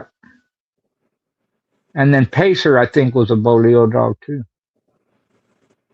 So it's basically Bolio, Tombstone, Red Baby, if you want to look at it like that. Zeke. Yep. Well, I mean, you got a lot of clouds in there too, though. Yeah, that's the crosses from that's Red Baby. Red Baby is half Klaus. Yeah. So anywhere you see Boy, Cremator and Will and Crash and Tonka and all that, they're 1/4 Klaus.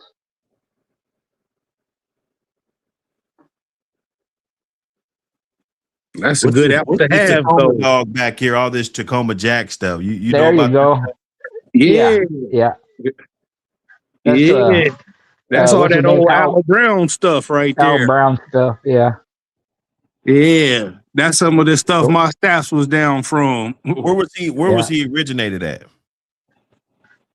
He was from originally from California, and he moved to Arizona. Yep. He brought all them good dogs with him. Yeah. So when Tudor got rid of the Henry dogs, the Tacoma and all that stuff, he gave them to Al Brown. And all that stuff, the Tacoma stuff, the Ruffian stuff, the Colby, like that's what made the Amstaff. Some Leitner dogs like that, but it's mostly Colby, Henry, Ruffian, and Tacoma Jacket. Oh, that's what most of the staff dogs go back to. And this was some good ass fucking dogs, boy. That's Yeah, why I buddy. say don't let the PR shit fool you on there. Yeah. You can find somebody who fucking stuck to the script to get you one, and They you would like they it. they look like what most people will consider. That's what a pit bull looks like. Yep. Well, the PR, I thought that just meant that they could trace the lineage all the way back. Well, PR is short for purple ribbon, and that just means you've been with the registry for 4 generations of that blood. Right. So that's good. Yeah, but a lot of people see that as just you only showing them. A lot of these dogs was getting used, I got you. Al Brown wasn't no slouch on the dog. He liked to show them, but he liked to go them too. Yeah. Yeah. Now that's interesting, man. You it's a whole lot of history behind dogs that, when you open up that can of worms, like we look at Red Baby's pedigree, like this bitch was bred down off of some shit, Yep. Yeah. He was bred down off some shit and bred right. You see some of these same breeding practices today. Yeah. If you smart. And then you have Kern's Lucky bred to Black Widow too. You don't see that breeding a lot, but she was bred to Black Widow. He was Kern's Lucky. Yeah, Little Rascal was too. Yeah.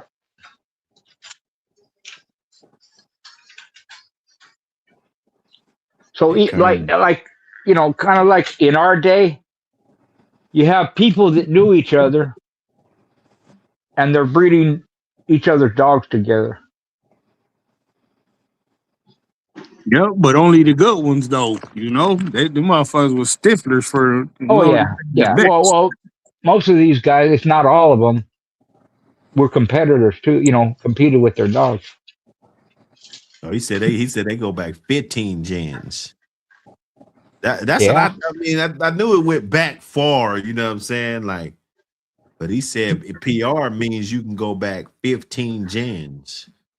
I mean, it's for debate. I thought it was only 4. Shit. Yeah. See, that's what I thought though, because that's what OG told me. OG Loco. Or he didn't tell me. Well, I think the PR designation, you need to have at least 3 or 4 generations, right? Registered with the AKC. But you can go back many generations behind that too. Right. Pete Sparks used to enter his pit bulls in AKC shows because they were dual registered. And they, as far as people knew, they were staffs, but they were actually pit bulls. But they were, at that time it was the same shit anyway. But most people stopped registering their dogs with the AKC and registering with the UKC, and then later on with the ADBA.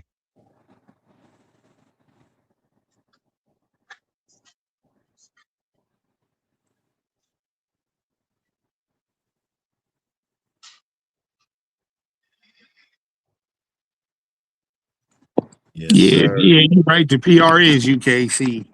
I'll be forgetting that shit. I don't register with one of them motherfuckers. I only register my dogs with the schoolboy registry. That's right. Yeah. Yes, sir.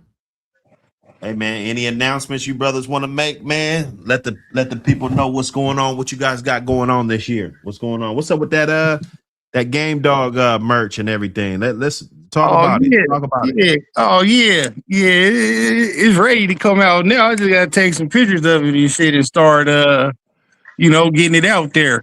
I just been getting the last little touches, like the little insert paper and shit for the shoe boxes and all of that. But yeah, it's coming. It's just take longer than I thought it would to get a clothing line together, especially when you're doing it by yourself. Man, when you're doing it right, you know what I'm saying? It take time. Yeah, but you know me, man. I like to get it done, but I want it done right, so it's gonna take some time to get it. Especially it's my first time going out on this adventure. But yeah, I got some cold shit, boys. Some cold ass jackets, different type of kicks, all of that. It's just taking a while, man, because I got to get all my manufacturing done overseas and shit. That fucking sucks. Yeah, that shipping could be 50 days long. Hell yeah, I got to pay for them tariffs. Oh yeah. I'll tell you. It's extra. Yeah, but it's coming though, man. I got some live shit. I'm bust it out this weekend, start taking some pre-orders and shit. Yeah. Now that's what's up, man. What you got going, schoolboy? My latest book I'm working on is a picture book. It's going to have some pictures that nobody or very few people have seen. They've never been published before.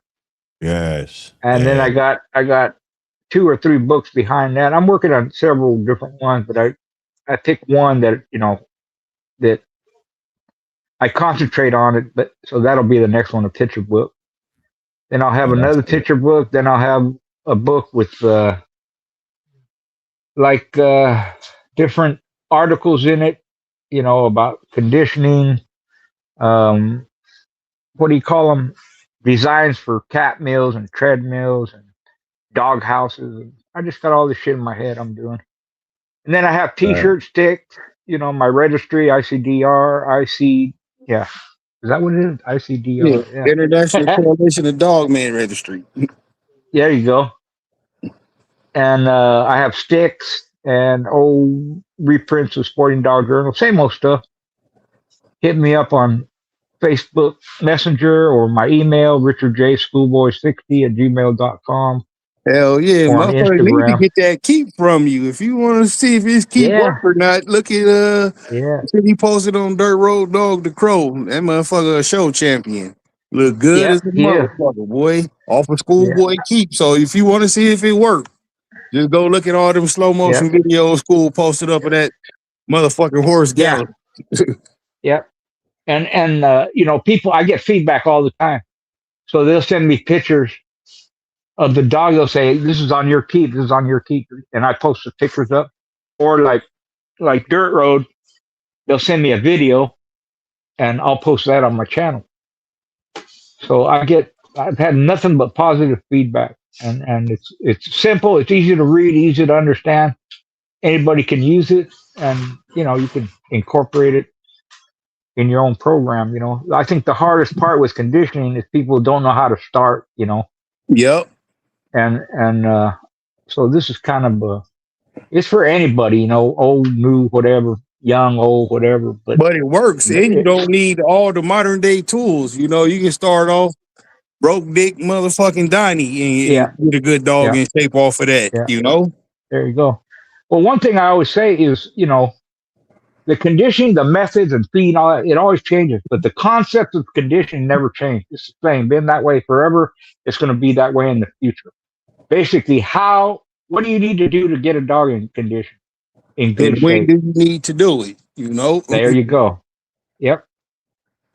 So yeah, his keep is real comprehensive and shit. Like the bro made APBT champion with that shit. I won at a local dog show when I first got it from you just to try it, you know? So I can say, you know, that shit works. Yeah. Every time I post a picture, you know, and I'll say condition with Schoolboy's Keep, whatever, I get people that want to buy it, you know, and I have it available all the time. I probably sold more keeps than anything. Hey, monetize off of it, man. You know what I'm saying? Yep. For sure. I just dropped that link in that chat for that APBT magazine jigsaw. I got my latest one off of what was it, Amazon? Oh yeah. You got the one? Yeah. Yeah. Appreciate it, man. I did. Yeah. Appreciate I'm gonna do a video. Was that volume 3? Yeah. Okay. Yeah. See, I just dropped the Reloaded #1, Reloaded. Just because you know, it's all about perfecting your craft. It's all about, you know, because sometimes you don't get a chance to do it over or do something different or something. Yeah. And well, you know, that's something that that's happened throughout the history of the breed, at least. where people will revise stuff, make it better, add stuff. I might do that with my keep. You know? What I am going to do is I'm gonna lay my keep out on a calendar, and then I'm gonna make a video and go through the keep kind of like that. Not everything, but just to give an example of what to do, how it works like that. I'll do it 2 parts, 1 month and then the second month like that. Kind of help people Yeah, out. that's dope. That's Hell dope. yeah, the way you be able to see where you're supposed to be at on which day, make it a little There you bit more go. comprehensive. Yep. Yeah. Walk, Get that walk me through visual, it. Walk I'll them be through like it. there you go. Walking. I'll have my little stick. You know how they have a stick, the professor does, and you just Yep. point to shit like that. Be off camera and I'll just point to shit. But Hell yeah. yeah. Yeah, nah, that's what's up, man. Everybody got something going on, man. What The you got going community. on then? You ain't answered what we got cracking for 2026. Oh man, it's gonna be jump. It's gonna be up. So APBT magazine, we dropping basically 4 times a year. Every season, just like the ADBA Gazette. Yeah. Nice. They drop every 4 seasons. We got on that work ethic to where we know what it's gonna take to be able to do something like that and then have it good. I was tripping, man. I was looking at because every now and then I'll be doing something and I'll be like, hey, how did they do that? And I went and looked at the Gazette, and I don't have a brand new Gazette, but my Gazettes are a little old, maybe 5-8 years, but they're still, you know what they are. Yeah. I looked in it and I was kind of shocked because I swear I haven't looked at that thing. I just been creating. I'm shocked at how different it is. It's a whole nother world from the APBT magazine to the Gazette. If you look at both of them, it's a whole nother world, So I'm good, man. I'm in that lane, just kind of cooking, blazing that path. Pretty soon I'll be at volume 13, bro. You know what I'm saying? And then There you go. Yeah. Automatically Magazine publisher. shit. Yeah, So Editor. Well, for anybody who hasn't gotten a magazine, it's nice, man. It's all on what Good the hell do you card call stock. it? Yeah, it's damn it, I had it in my the paper that you use. It's that gloss. You talk about that gloss joint? it's glossy. Okay. Yeah, it's glossy paper, color pictures. It's easy to read. It's like a first class book, man. People should get it. In my opinion, you should get it just because it's part of the history of the breed, and to collect it. Yeah. So you can have it for future. You know what I mean? It's just that's how important I think it is, just as a collector's item. But the information, the stories in there, interviews, all that shit, it's all good. It's on glossy paper, color, picture, like that, man. Yeah, I appreciate it, man. Hey, I like it though. I'm not going, even though nice. I did create the shit, nice. Like fuck. But if it was trash, you wouldn't like it. So if it's good, it's all right to say you like it because you made it. Shit. That's right. You should be proud of it. It's Hell like yeah. in a clean way. It's like that. What was that? GQ magazine. Like that. Yep. You know what I mean? It's like right. Yeah. It got a little zing to it, huh? Like that. Yeah. A little I was gonna say Playboy, but I don't know if Playboy is appropriate. So I was thinking like a Sports Illustrated for the APBT. There you go, like that. You know what I'm saying? It's like a Sports Illustrated version of the APBT. Yeah, like that. Because it's better than the I used to collect boxing magazine. Right. And they were okay. They were okay, but they weren't on that same level of quality like yours or like Sports Illustrated. See, look at this, man. You hear this? You guys hear this? Come on, man. Come on. Oh, so 4, okay. Because I've been going in. 4 is looking crazy, y'all. 4 is looking crazy. We're just getting crazy, more creative with every day. And then I think I was just born at the right time, too. That there you go. I would have never been able to do this 10, 15 years ago. As a man, I was running around too much. That's what I was finna say too. Coming from where we come from, for a motherfucker to be able to publish his own shit, like that's big, bro. You and Schoolboy as publishers. You feel me? Yeah, well, hey, Schoolboy will tell you, man. I called him even before I did the first one. You know, I called him up, and occasionally just out the blue, like, "Hey, man, what's up?" And he give me some tips and encouragement, and what I'm saying, just like, just keep going, keep. He was just Yep. right there. So I don't want people to think like, I didn't do my research on basically all the authors that been in these books. You know what I'm saying? I got Richard Stratton. I got Schoolboy, I got Fat Bill, I got, you know what I'm saying? Like I got basically, and I checked in with all the authors of the magazines that of historically, So hey, I feel like I'm just coming around, you know what I'm saying? It's like a flower, it ain't blossomed yet, but you see that It's mother coming. starting to Yeah. poke It's, out, you know what hell I'm saying? yeah. Yeah. Yep. No, that's what you do. You get ideas. Everybody needs help, or everybody, gets ideas from somewhere else. Ain't nothing wrong with it. The Right. greatest writers in the world do that, and they'll admit it because that. And what happens is you start putting your own twist on things, or you might think of something that hasn't been done before, or you might put something out that hasn't been covered, and it just goes from there. That like you said, I was encouraging you, just get out there and do it, put it out there, and then if Yeah. if there's something that you wanted to put and you miss it, this magazine, you put it in the next Yep. and the next one, like that. It's never ending. The content is there. You can do it the rest of your life. Maybe one day you'll retire on that. If it Right. builds big enough, why not?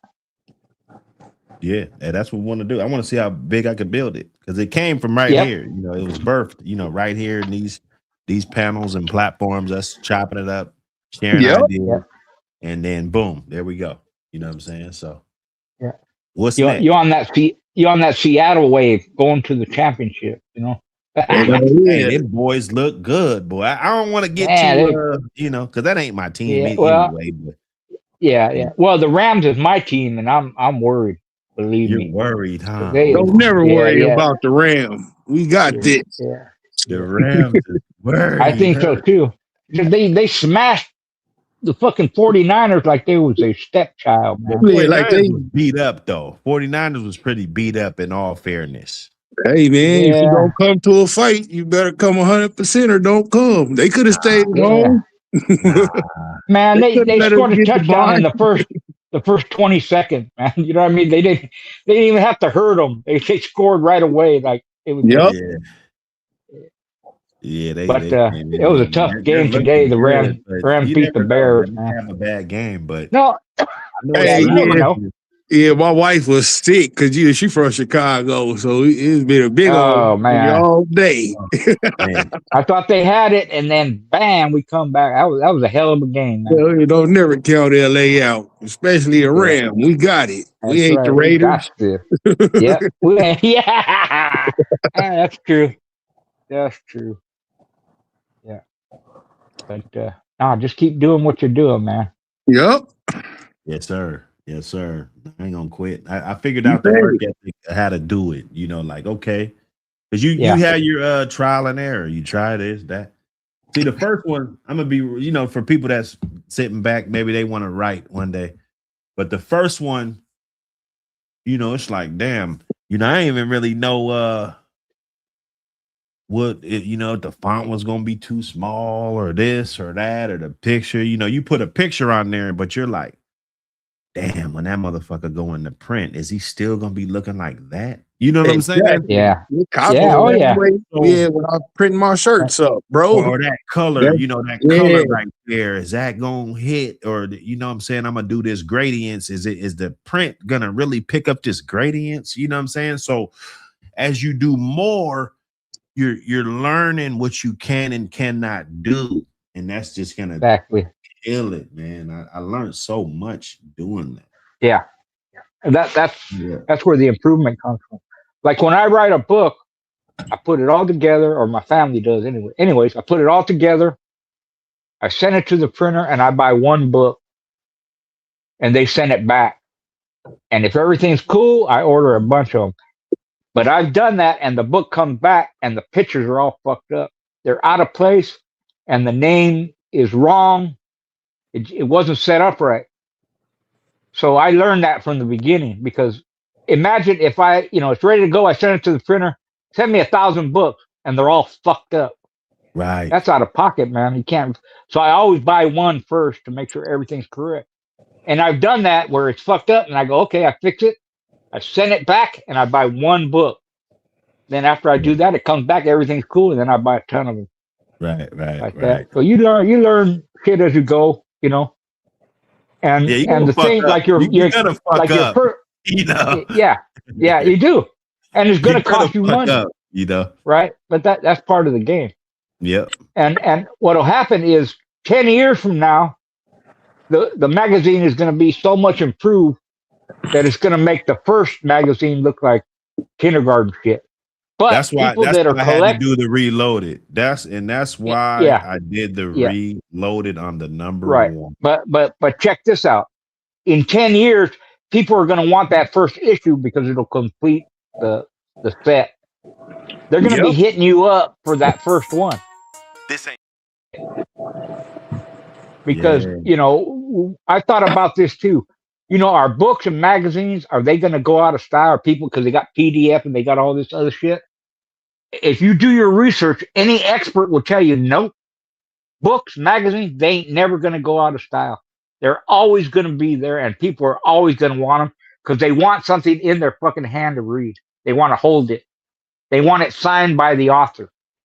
They want an original copy. So that made me feel a lot better, man. I don't do no PDF. I don't do none of that crap. But and that's the way I feel. I want to hold it. I want to have it. Now PDF game. Now I've been doing some research on that too. They that's not a bad thing because you got a lot of people that prefer to read on that type of stuff. That's what they want. They ask me all the time. I'm just saying personally, I don't like it, but it's just another avenue that people want, and they'll pay for it or whatever, and it's better for them. Right. So go that route if you like it and it helps you and whatever. Go that route. For me, it's just a personal thing. Right. So no, I would never discourage anybody from do whatever you can, whenever you can, keep going, and don't stop. Don't get discouraged. Sometimes it costs you money. Y'all. Oh yeah, man. What's that? So I got to get ready for work for my night job. All right, brother. Appreciate all right, man. Thanks for coming up and tapping in with us, OG, and thanks for having me up, bro. Yes, sir. Yes, sir. Anytime, brother. Take care. Hell yeah. I see you on Thursday. Game Dog Talk. Yep, we'll be there. All right. Yeah. All right, y'all. Peace. Yes, sir. Peace. Yep. So, everything costs, Buck. And whatever money you put in, I look at it this way. When I invest in something, that money, whatever I put into it, is gone. Right. It's gone. It's out of sight. I don't even think about it. All I care about is what I'm making at the moment. Right. I can't get that money back. And even if it costs me, which sometimes it does, I got to come out of pocket because customer service means a lot to me. So if something gets screwed up, or I send them the wrong thing, or it don't arrive, or whatever, I replace it. I send them another one. Comes out of pocket. But I don't care because, like I said, that money is spent. It's gone. All I care about is what I'm making now. And if you do it right, you're always going to have a steady income coming in. Just when you think, oh man, ain't nothing happening right now, somebody's going to hit you up. Hey, I heard you got a magazine. Send me the first 3 copies. It happened, man. Believe me. So that's why I say, just keep going, keep doing it.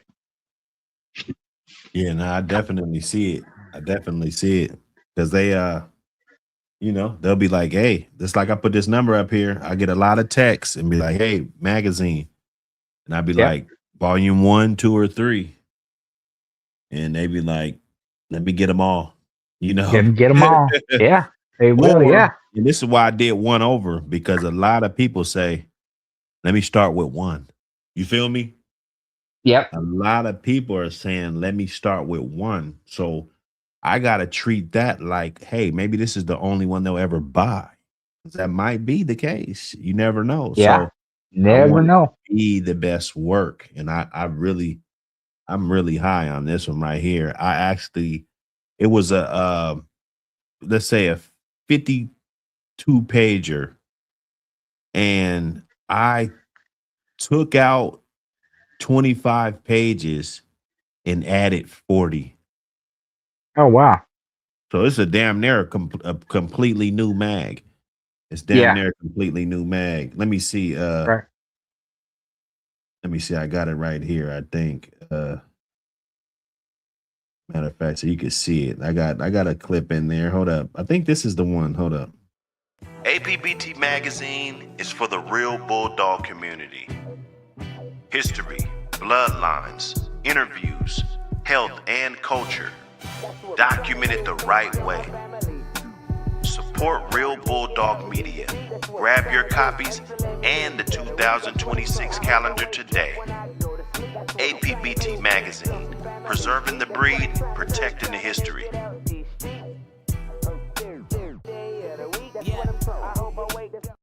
Okay, no, it's this one. Get ready to dive back into the world of the American Pit Bull Terrier with APBT Magazine, Volume 1, Reloaded. We've taken the original classic, packed it with brand new pages, fresh insight, and even more legendary stories. It's everything you love, reloaded. Grab your copy now on Amazon and keep the spirit of the true APBT alive.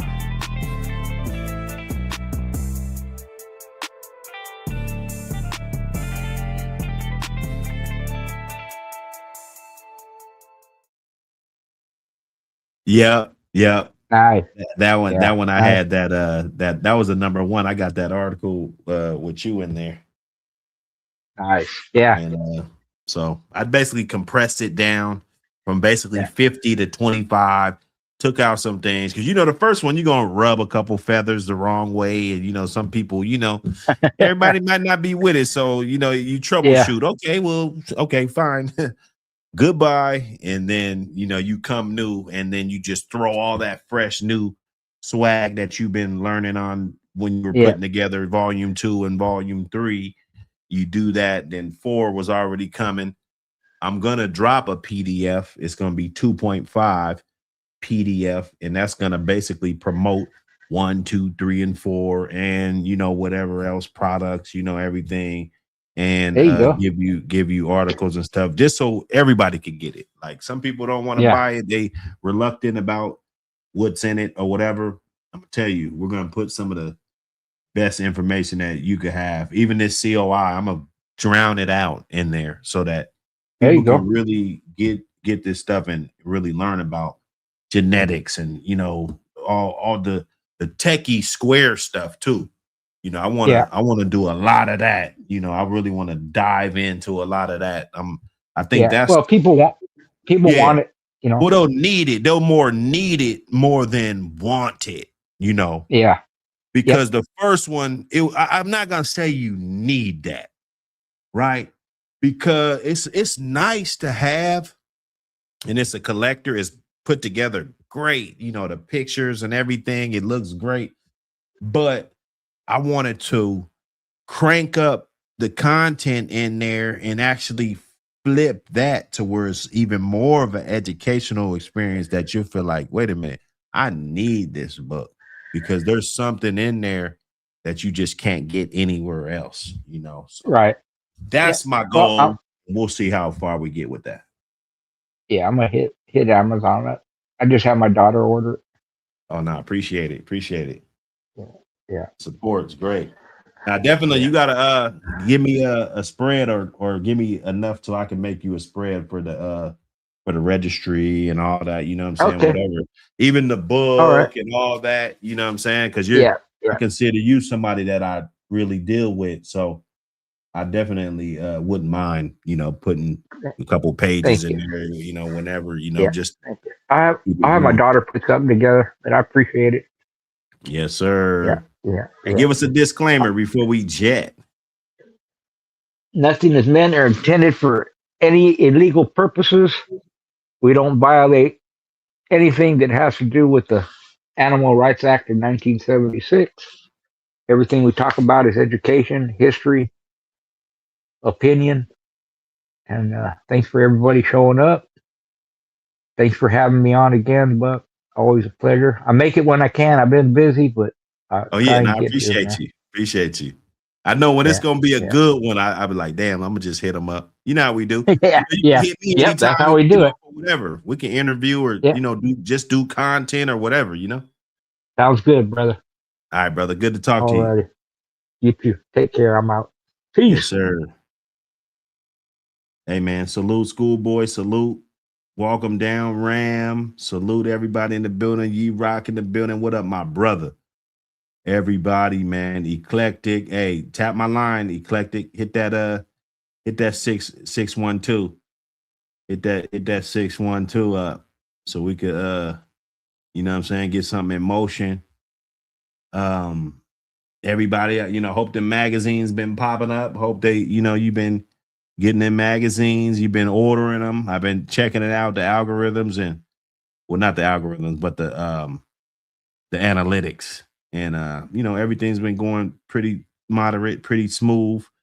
Just got to get up in here and get some good content up in here to help promote what we got going on and everybody that's dealing with us. Still another giant that I'm working on. Once I get this 4 out of the way, it's still another giant project that I think is going to help catapult everything. So just stay tuned. We got a lot going on.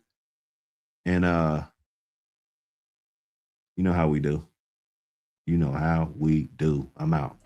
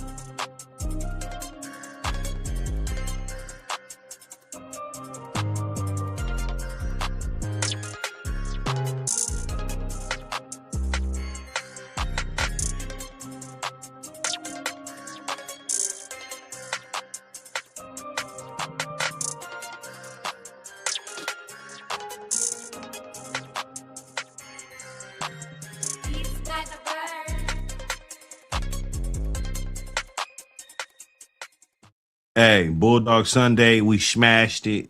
We smashed it. Hey, tap in. We going in during the week. We going in. It's gonna be a crazy week. I ain't got no content, but we're going in anyway. You dig? Everybody stay up, stay blessed. Happy MLK Day tomorrow. You dig? We out.